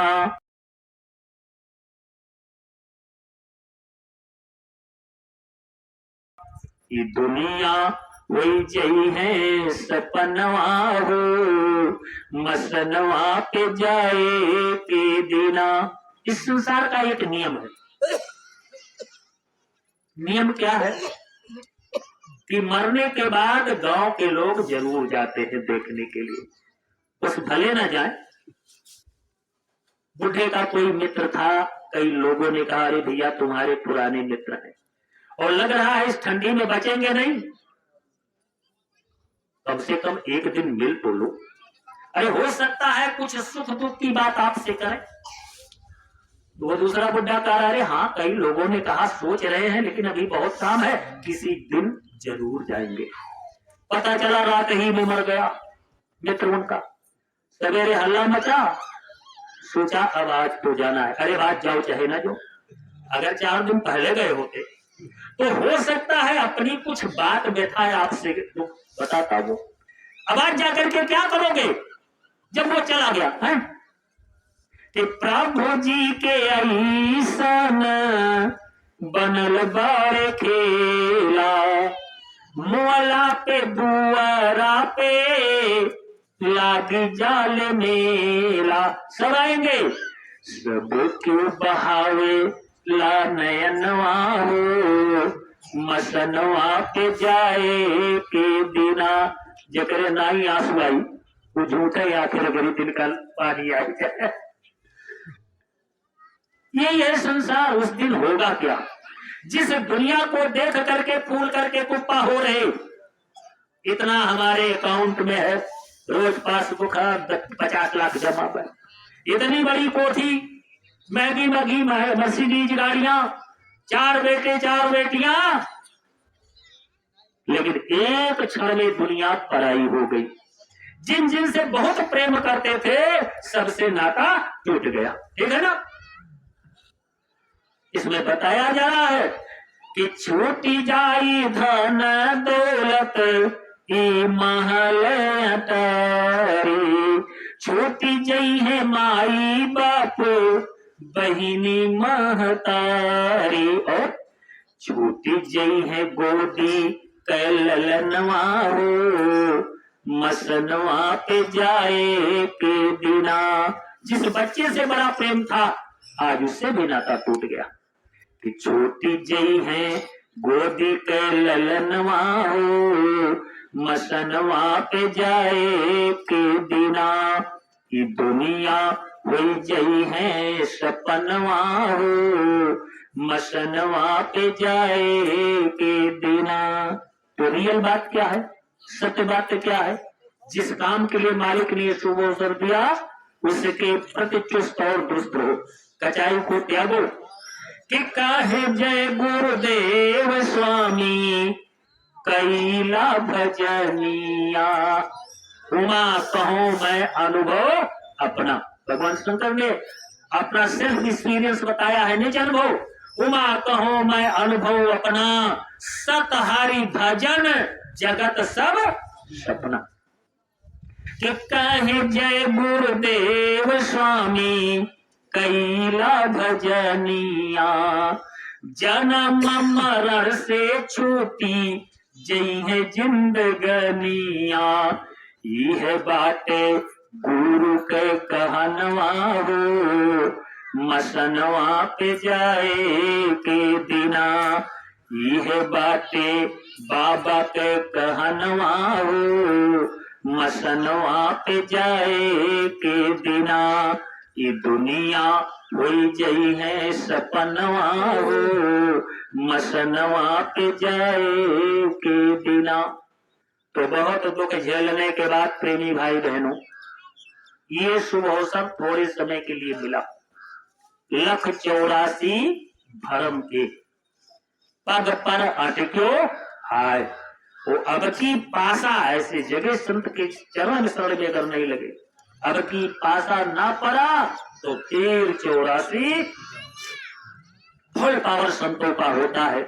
हमारे यहाँ भगवान के जो 24 अवतार बताए गए, कच्छ अवतार, मत्स्य अवतार, उसी को मत्स्य अवतार भी कहा जाता है, मछली का अवतार। कच्छ माने कच्छप, कछुआ। इसके बाद नरसिंह अवतार, वामन अवतार, परशुराम अवतार, राम जी आए, त्रेता में राम अवतार, द्वापर में कृष्ण आए, कृष्ण अवतार। ये सब आंशिक शक्तियां थी। कच्छ मत्स्य का जो अवतार हुआ था एक कला का, कला उस समय शक्ति का पैमाना। जैसे आज हमारे जो साइंटिस्ट हैं, वैज्ञानिक हैं, शक्ति का पैमाना क्या बनाए हैं? Horse power. कोई ट्रैक्टर है, कोई इंजन है, आप खरीदते हो तो पहले घर में तय करते हो भाई कितने हार्स पावर की गाड़ी को लेनी है। हार्स माने घोड़ा होता है। ओ घोड़ा बताओ मांसाहारी है कि शाकाहारी? शाकाहारी है। लाइन पावर, टाइगर पावर नहीं लिखा गया है, समझ रहे हो? शाकाहारी। तो ऐसे पुराना जो पैमाना था उसको कला कहते थे। तो जितना काम करना होता था उतना पावर लेकर के वो शक्ति आती थी। तो कच्छ मत्स्य का जो अवतार हुआ एक कला का, नरसिंह वामन का जो अवतार हुआ 2 कला का अवतार था। परशुराम जी महाराज जब आए थे 3 कला का अवतार था। भगवान राम कुछ दिन के बाद आए, क्योंकि लक्ष्मण परशुराम का बहुत संवाद हुआ है जनकपुर में। राम जी आए 12 कला का अवतार था। द्वापर में उसके बाद कृष्ण भगवान आए 16 कला का अवतार था। लेकिन जिनकी फोटो यहां देख रहे हो, ऐसे सदगुरु जब दयाल मंडल से आते हैं, मनु स्मृति में साफ लिखा है 64 कला का अवतार। पूर्ण अवतार अगर होता है तो संतों का होता है। रामकर्ण भी संत के दर्शन के लिए परेशान रहते। एक बार उद्धव जी गए, भगवान कृष्ण से कहा प्रभु एक सवाल उठ रहा है, अभी तो बताया सत्संग के लिए। फिर एक दिन गए, प्रभु एक प्रश्न उठ रहा है, जवाब नहीं निकाल पा रहा हूं। कहा कौन ऐसा सवाल है? वो तो कहा आप कहते हो भक्त मुझे बहुत प्रिय है। कहा हाँ, भागवत में लिखा है अहम भक्त पराधीना। भागवत का श्लोक है। भगवान कहते हैं आम भक्त पराधीना, मैं भक्तों के अधीन रहता हूं। भगवान से है भक्त बड़ा, चारों जुग परमार, सेतु बाधी रघुवर गए, कूद गए हनुमान, लंका चले गए। वो भगवान राम ब्रिज सेतु पुल के द्वारा क्रॉस किए। तो वही प्रश्न कर रहे हैं कि प्रभु आप कहते हो भक्त मुझे प्रिय है, हाँ ये सत्य है, और कहा मेरा प्रश्न भी यही है, भक्त आपको प्रिय है तो क्या भक्त से भी ज्यादा कोई प्रिय है आपको? भाई भक्त को भक्त आपको प्रिय है, आप कहते हो कि मैं भक्तों के अधीन हूं, हम भक्त पराधीन, भक्त बहुत प्रिय है मुझे। तो भक्त से भी बढ़ करके कोई अगर प्रिय है तो बताइए कोई है कि नहीं है? केवल भक्त हैं? हाँ नहीं है, भक्त से भी ज्यादा कोई प्रिय है। वो कौन है? यही तो मैं जानना चाह रहा हूं। अब ब्रह्मानंद जी ने लिखा है, क्या बता रहे हैं? भगवान का जवाब क्या दे रहे हैं? ब्रह्मानंद महाराज ने भजन के माध्यम से समझाया कि बुद्धो मोहे संत सदायति प्यारे, बुद्धो मोहे संत सदायति प्यारे, मेरे कारण छोड़ जगत के भोग पदार्थ सारे, हमारे आपके कल्याण के लिए। गुरु महाराज जब इसी ग्वालियर के पास, उधर तो आप जाएंगे चारों तरफ पहाड़ ही पहाड़, सामने एक पहाड़, बगल में बहुत बड़ा गांव, उधर गांव बहुत दूर दूर है, बड़े बड़े। मैं तो 22 दिन घूमा हूं, काफले में गया था प्रधान जी के साथ, 22 दिन। चारों तरफ नजर जाए तो मालूम पड़ता है आधी दुनिया पहाड़े है और जंगल है, बड़े बड़े गांव 10-10, 15-15 किलोमीटर पर। लेकिन यहाँ का 10 गांव जोड़ दो, उससे भी बड़ा एक गांव आपको मिलेगा, सघन आबादी। तो गुरु महाराज गांव में गए एक दिन और कहा कि बच्चों मैं हफ्ते में एक दिन आऊंगा और 7 घर से केवल 7 रोटी, नहीं एक घर से 1 रोटी, ना खटाई ना मिर्च ना चटनी ना सब्जी, केवल सूखी 1 रोटी हमारे लिए बनाकर रखना। अगले टर्न में जब जाते तो 8वें घर से शुरू करके, लेकिन फिर 7वें घर, फिर उसके बाद फिर 7वें घर, यानी 7 ही घर से लेते थे। एक राउंड पूरा होने के बाद तो फिर पहले घर से जहां शुरू किए थे, इस तरह से पानी में भिगो करके 1 रोटी खा करके और समाधि लगा करके बैठ जाते। 18-18, 20-20 घंटे की समाधि लगा करके तब इस नाम को प्रकट किया उन्होंने, और उसी से इस सूरत का कनेक्शन जोड़ा हमारे आपके। तो हमारे आपके लिए बहुत कष्ट आते हैं। ऑक्सीजन लगा रहता था गुरु महाराज के, देखा होगा ना, यहाँ दस्ताना पहने रहते थे, पैर में खोल करके इतने मोटे मोटे सूजन, फिर भी बैठते नहीं थे। कारण क्या है? संतों ने खुद बताया है, संत मही विचर ही के हेतु और जड़ जीवन ही कह करत सचेतु।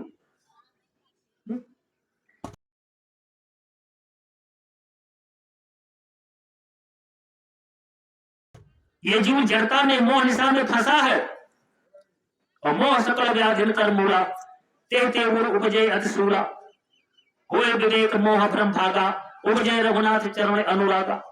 तो बिन सत्संग विवेक ना कोई, बिना सत्संग के कुछ आपको मिलने वाला नहीं है। रियल बात, सत्य बात वही समझ में आती है। अब देखिए उद्धव जी क्या बता रहे हैं संत की महिमा, कि वो मोहे, भगवान को समझा रहे हैं उद्धव जी को, समझो इसको, कि वो मोहे संत सदायति प्यारे, मेरे कारण छोड़ जगत के भोग पदार्थ सारे, निस दिन ध्यान धरे हृदय में, निस दिन ध्यान धरे हृदय में, सब जग काज विसारे, उधो मोहे संत सदा प्यारे। मैं संतन के पीछे जाऊं, जहां जहां संत सिधारे। भगवान कृष्ण कह रहे हैं, हे उद्धव, मैं तो संतों के पीछे पीछे चलता हूं एक लालच में। तुम तो गए उद्धव जी, प्रभु आप त्रिलोकीनाथ हो, 3 लोक के मालिक हो, क्या कमी है आपके पास? और क्या ऐसा होता है संतों के अंदर कि आप कह रहे हो मैं एक लालच में इनके पीछे चलता हूं? क्या चीज इनके अंदर होती है? बस एक लंगोटी या चला, और आप कह रहे हो मैं लालच में चलता हूं। किस लालच में? कहा चरणों की धूल मिल जाए। देखो मेरा काम है यहाँ की व्यवस्था को ठीक करना। यदा यदा ही धर्मस्य ग्लानिर्भवति भारत अभ्युत्थानम् अधर्मस्य तदात्मानं सृजाम्यहम् परित्राणाय साधूनां विनाशाय च दुष्कृतां धर्म संस्थापनार्थाय संभवामि युगे युगे। जब भी ऐसी स्थिति होगी, अत्याचार दुराचार पापाचार बढ़ेगा, पृथ्वी पाप के बोझ से बोझिल हो जाएगी, तब धर्म की स्थापना करके मैं यहाँ साम्राज्य अच्छा चलाता हूं। लोगों के अंदर मानवता बढ़े, प्रेम बढ़े, आसुरी शक्तियों का नाश मैं करवाता हूं। 1 बार 2 बार समझाया, कोई मान गया, ठीक नहीं, कटवाने में मैं देरी नहीं करता हूं, तुरंत कटवा देता हूं, मरवा देता हूं। मानव हिंसा करना सबसे बड़ा पाप है, मानव हिंसा सबसे बड़ा पाप है, और मेरा यही काम है। बताइए, महाभारत में 7 अक्षौणी सेना पांडवों की तरफ, 11 अक्षौणी सेना कौरवों की तरफ, 18 अक्षौणी सेना, वो 18 दिन में कटवा दिया। समझ रहे हो? तो भगवान कह रहे हैं कि भाई जो आसुरी प्रवृत्ति रखने वाले हैं, राक्षसी कर्म में लिप्त हैं, आखिर वो भी तो मानव ही शरीर में है, रक्षे को सिंह को थोड़े होता, कर्म की बात है। तो कहा वह पाप मेरे ऊपर लग जाता है। तो भगवान कह रहे हो तो मानव हिंसा सबसे बड़ा पाप है, और मैं कटवाने में देरी नहीं करता हूं, मरवा देता हूं, तो वह पाप मेरे ऊपर लग जाता है। उस पाप को धोने के लिए, साफ करने के लिए मैं संतों के चरणों की रज लगाता हूं शरीर में, कि मैं संतन के पीछे जाऊं, जहाँ जहाँ संत सुधारे, चरण रज निज अंग लगाऊं, चरण रज निज अंग लगाऊं, शोधु गात, हमारे गात माने शरीर, शोधु माने पवित्र करता हूँ, यानी वह कचरा साफ करता हूँ। शोधु गात हमारे उधो मोहे, संत सदा अति प्यारे, संत मिले तो मैं मिल जाऊं, मोह से संत न न्यारे।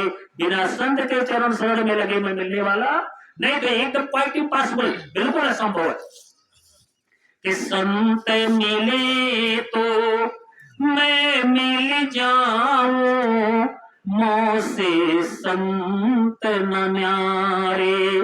बिनु सत्संग मोहि नहीं पावे, बिनु सत्संग मोहि नहीं पावे, कोटि जतन कर हारे, उधो मोहि संत सदा अति प्यारे। जो संतन के सेवक जग में, सो सेवक मम भारे। ब्रह्मानंद संत जन पल में, ब्रह्मानंद जी क्या कहते हैं? संत जन पल में सब भव बंधन तारे, उधो मोहे संत सदा अति प्यारे। बिना गुरु के जीव का कल्याण नहीं। बिन गुरु भव निधि तरे ना कोई नहीं जा सकता है। जो विरंच शंकर विरंच माने ब्रह्मा, शंकर के समान हो जाओ। ये तो बालकांड की चौपाई है। फिर उत्तरकांड में खोल दिया भेद। कर्णधार, कर्णधार माने मल्ला। भवसागर का मल्ला कौन है? आगे नाम दिया सदगुरु लिखा है कि कर्णधार सदगुरु दृढ़ नावा और दुर्लभ साज सुलभ करि पावा। इसके नीचे एक दोहा लिख दिया, जो न तरय भवसागर नर समाज यस पाई, सोकृत निंदक मंदमती आत्मा हन गति जाए। आत्महत्या, सुसाइड करना बहुत बड़ा पाप है, बहुत बड़ा पाप है। समझो, आत्महत्या नहीं करना चाहिए। लेकिन जिसने ऐसे मानव शरीर को पा करके अपनी जीवात्मा का कल्याण नहीं कराया, किसी संत के चरण में लग करके कहा वो आत्महत्यारा है, अर्थात उसकी आत्मा निश्चित है 84 में फंस जाएगी। और यही सूत्र उत्तरकांड का भागवत के 12वें स्कंद में लिखा है। मोस्ट इंपॉर्टेंट श्लोक है, मैं सुना दे रहा हूं। निर्देह माध्यम सुलभम सुदुर्लभम पलवम सुकल्पम गुरु कर्णधारम। भागवत भी कह रही है कि भवसागर के कर्णधार मल्ला सदगुरु ही है। निर्देह माध्यम सुलभम सुदुर्लभम पलवम सुकल्पम गुरु कर्णधारम मया अनुकूलेन ना भस्वस तीर्थम कुमाम भवाम यदि ना तरेत सा आत्मा। यानी नहीं अपना कल्याण कराया, नहीं भवसागर पार किया, तो समझो वो आत्महत्यारा है। निश्चित है उसकी जीवात्मा नरक और 84 में जाएगी। संभाल तो गुरु करते हैं, लेकिन जब गुरु से सच्चा प्रेम करोगे, फॉर्मेलिटी के तौर पर नहीं। ये तो इतने दयालु होते हैं प्रेमी भाई बहनों, इनसे दुख देखा नहीं जाता है। शुरू में लिखा है बालकांड में, सकल सृष्टि मोर उपजाया, सब पर मोर बराबर दाया, सब मम प्रिय सब मम उपजाए, तीन मह मनुज अधिक मोहि। मानव पोल पर जब जीवात्मा आती है, क्योंकि इसी पोल में अपने घर जाने का रास्ता है, ना देवी देवताओं के शरीर में वो रास्ता है, 10वें द्वार से वो रास्ता निकला है, और ये 10वां दरवाजा केवल मानव शरीर के अंदर लगा है, और ना देवी देवताओं के शरीर में 10वां द्वार लगा, ना यहाँ 83,99,999 जो अस्थावर मजंड चिंडक भोग शरीर है, ना उसमें है, केवल मानव शरीर में। इसीलिए इसको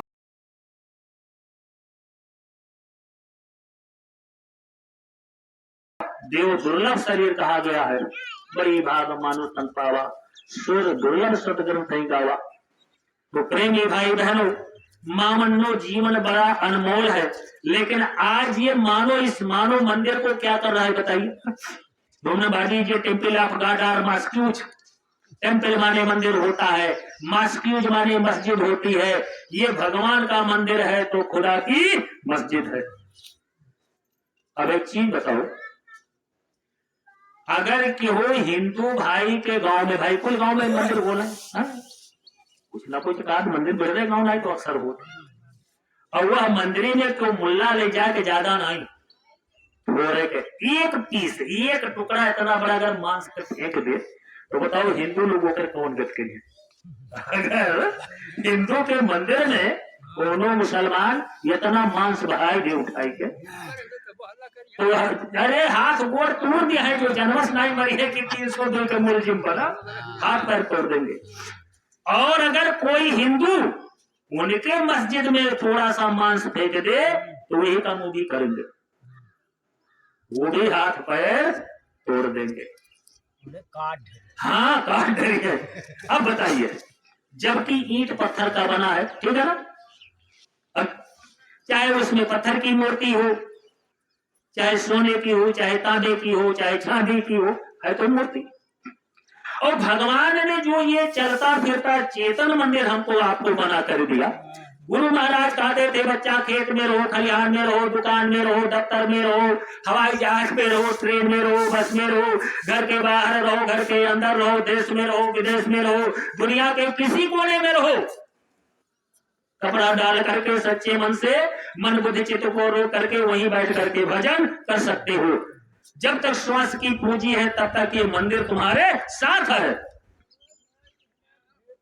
लेकिन आज इस परमात्मा के बनाए हुए मंदिर और मस्जिद को लोग बताओ बर्बाद कर रहे हैं, क्या नहीं डाल रहे?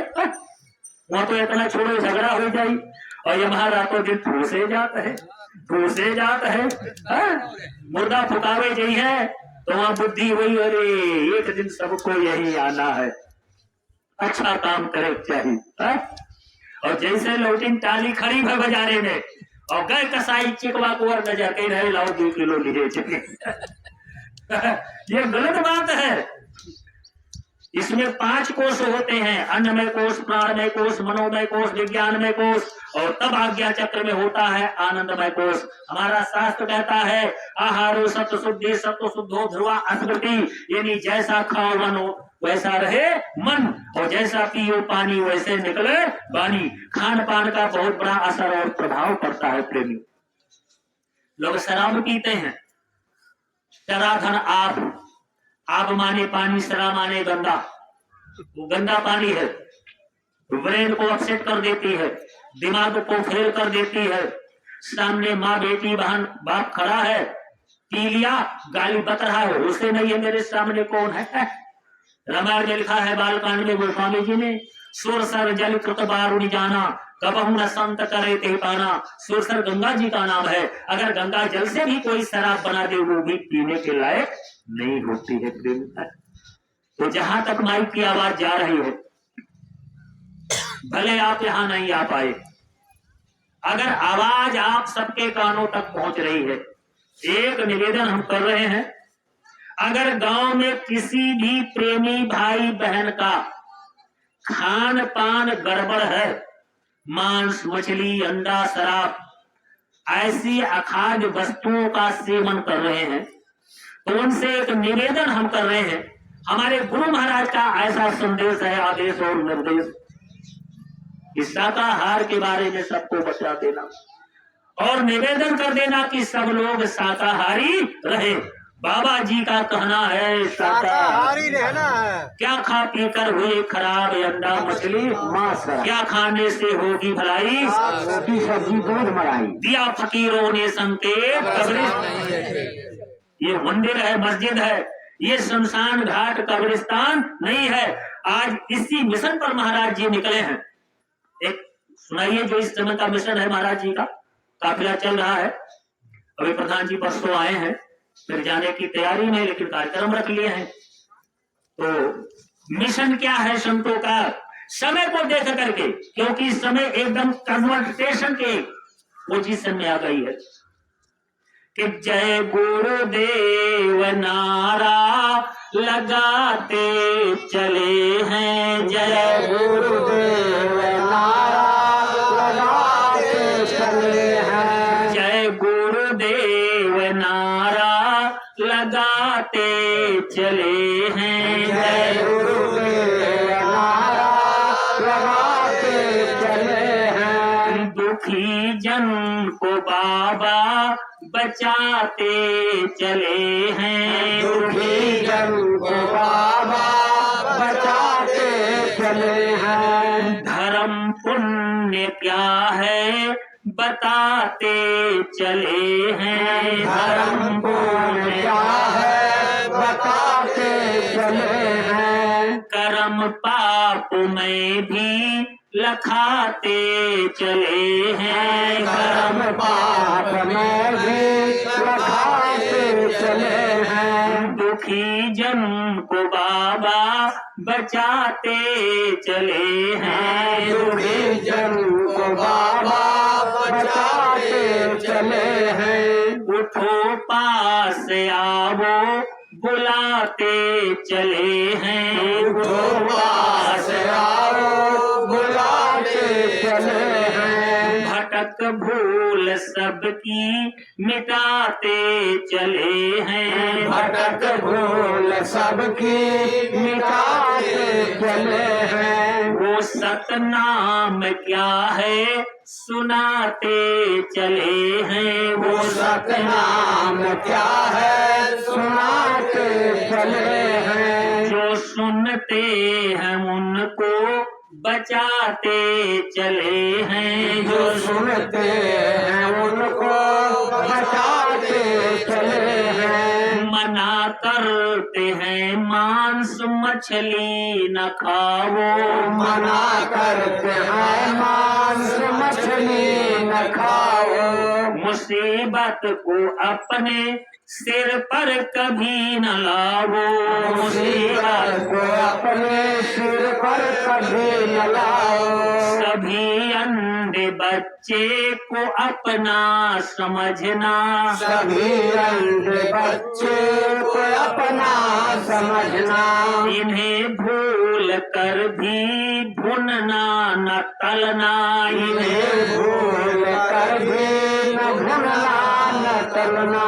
दया रूप मैया बुलाते चले हैं। दया रूप मैया बुलाते चले हैं। दुखी जन को बाबा बचाते चले हैं। दुखी जन को बाबा बचाते चले हैं। जय गुरुदेव भगवान का नाम गाओ। जय गुरुदेव भगवान का नाम गाओ। भविष्यात के दुख से बचो और बचाओ।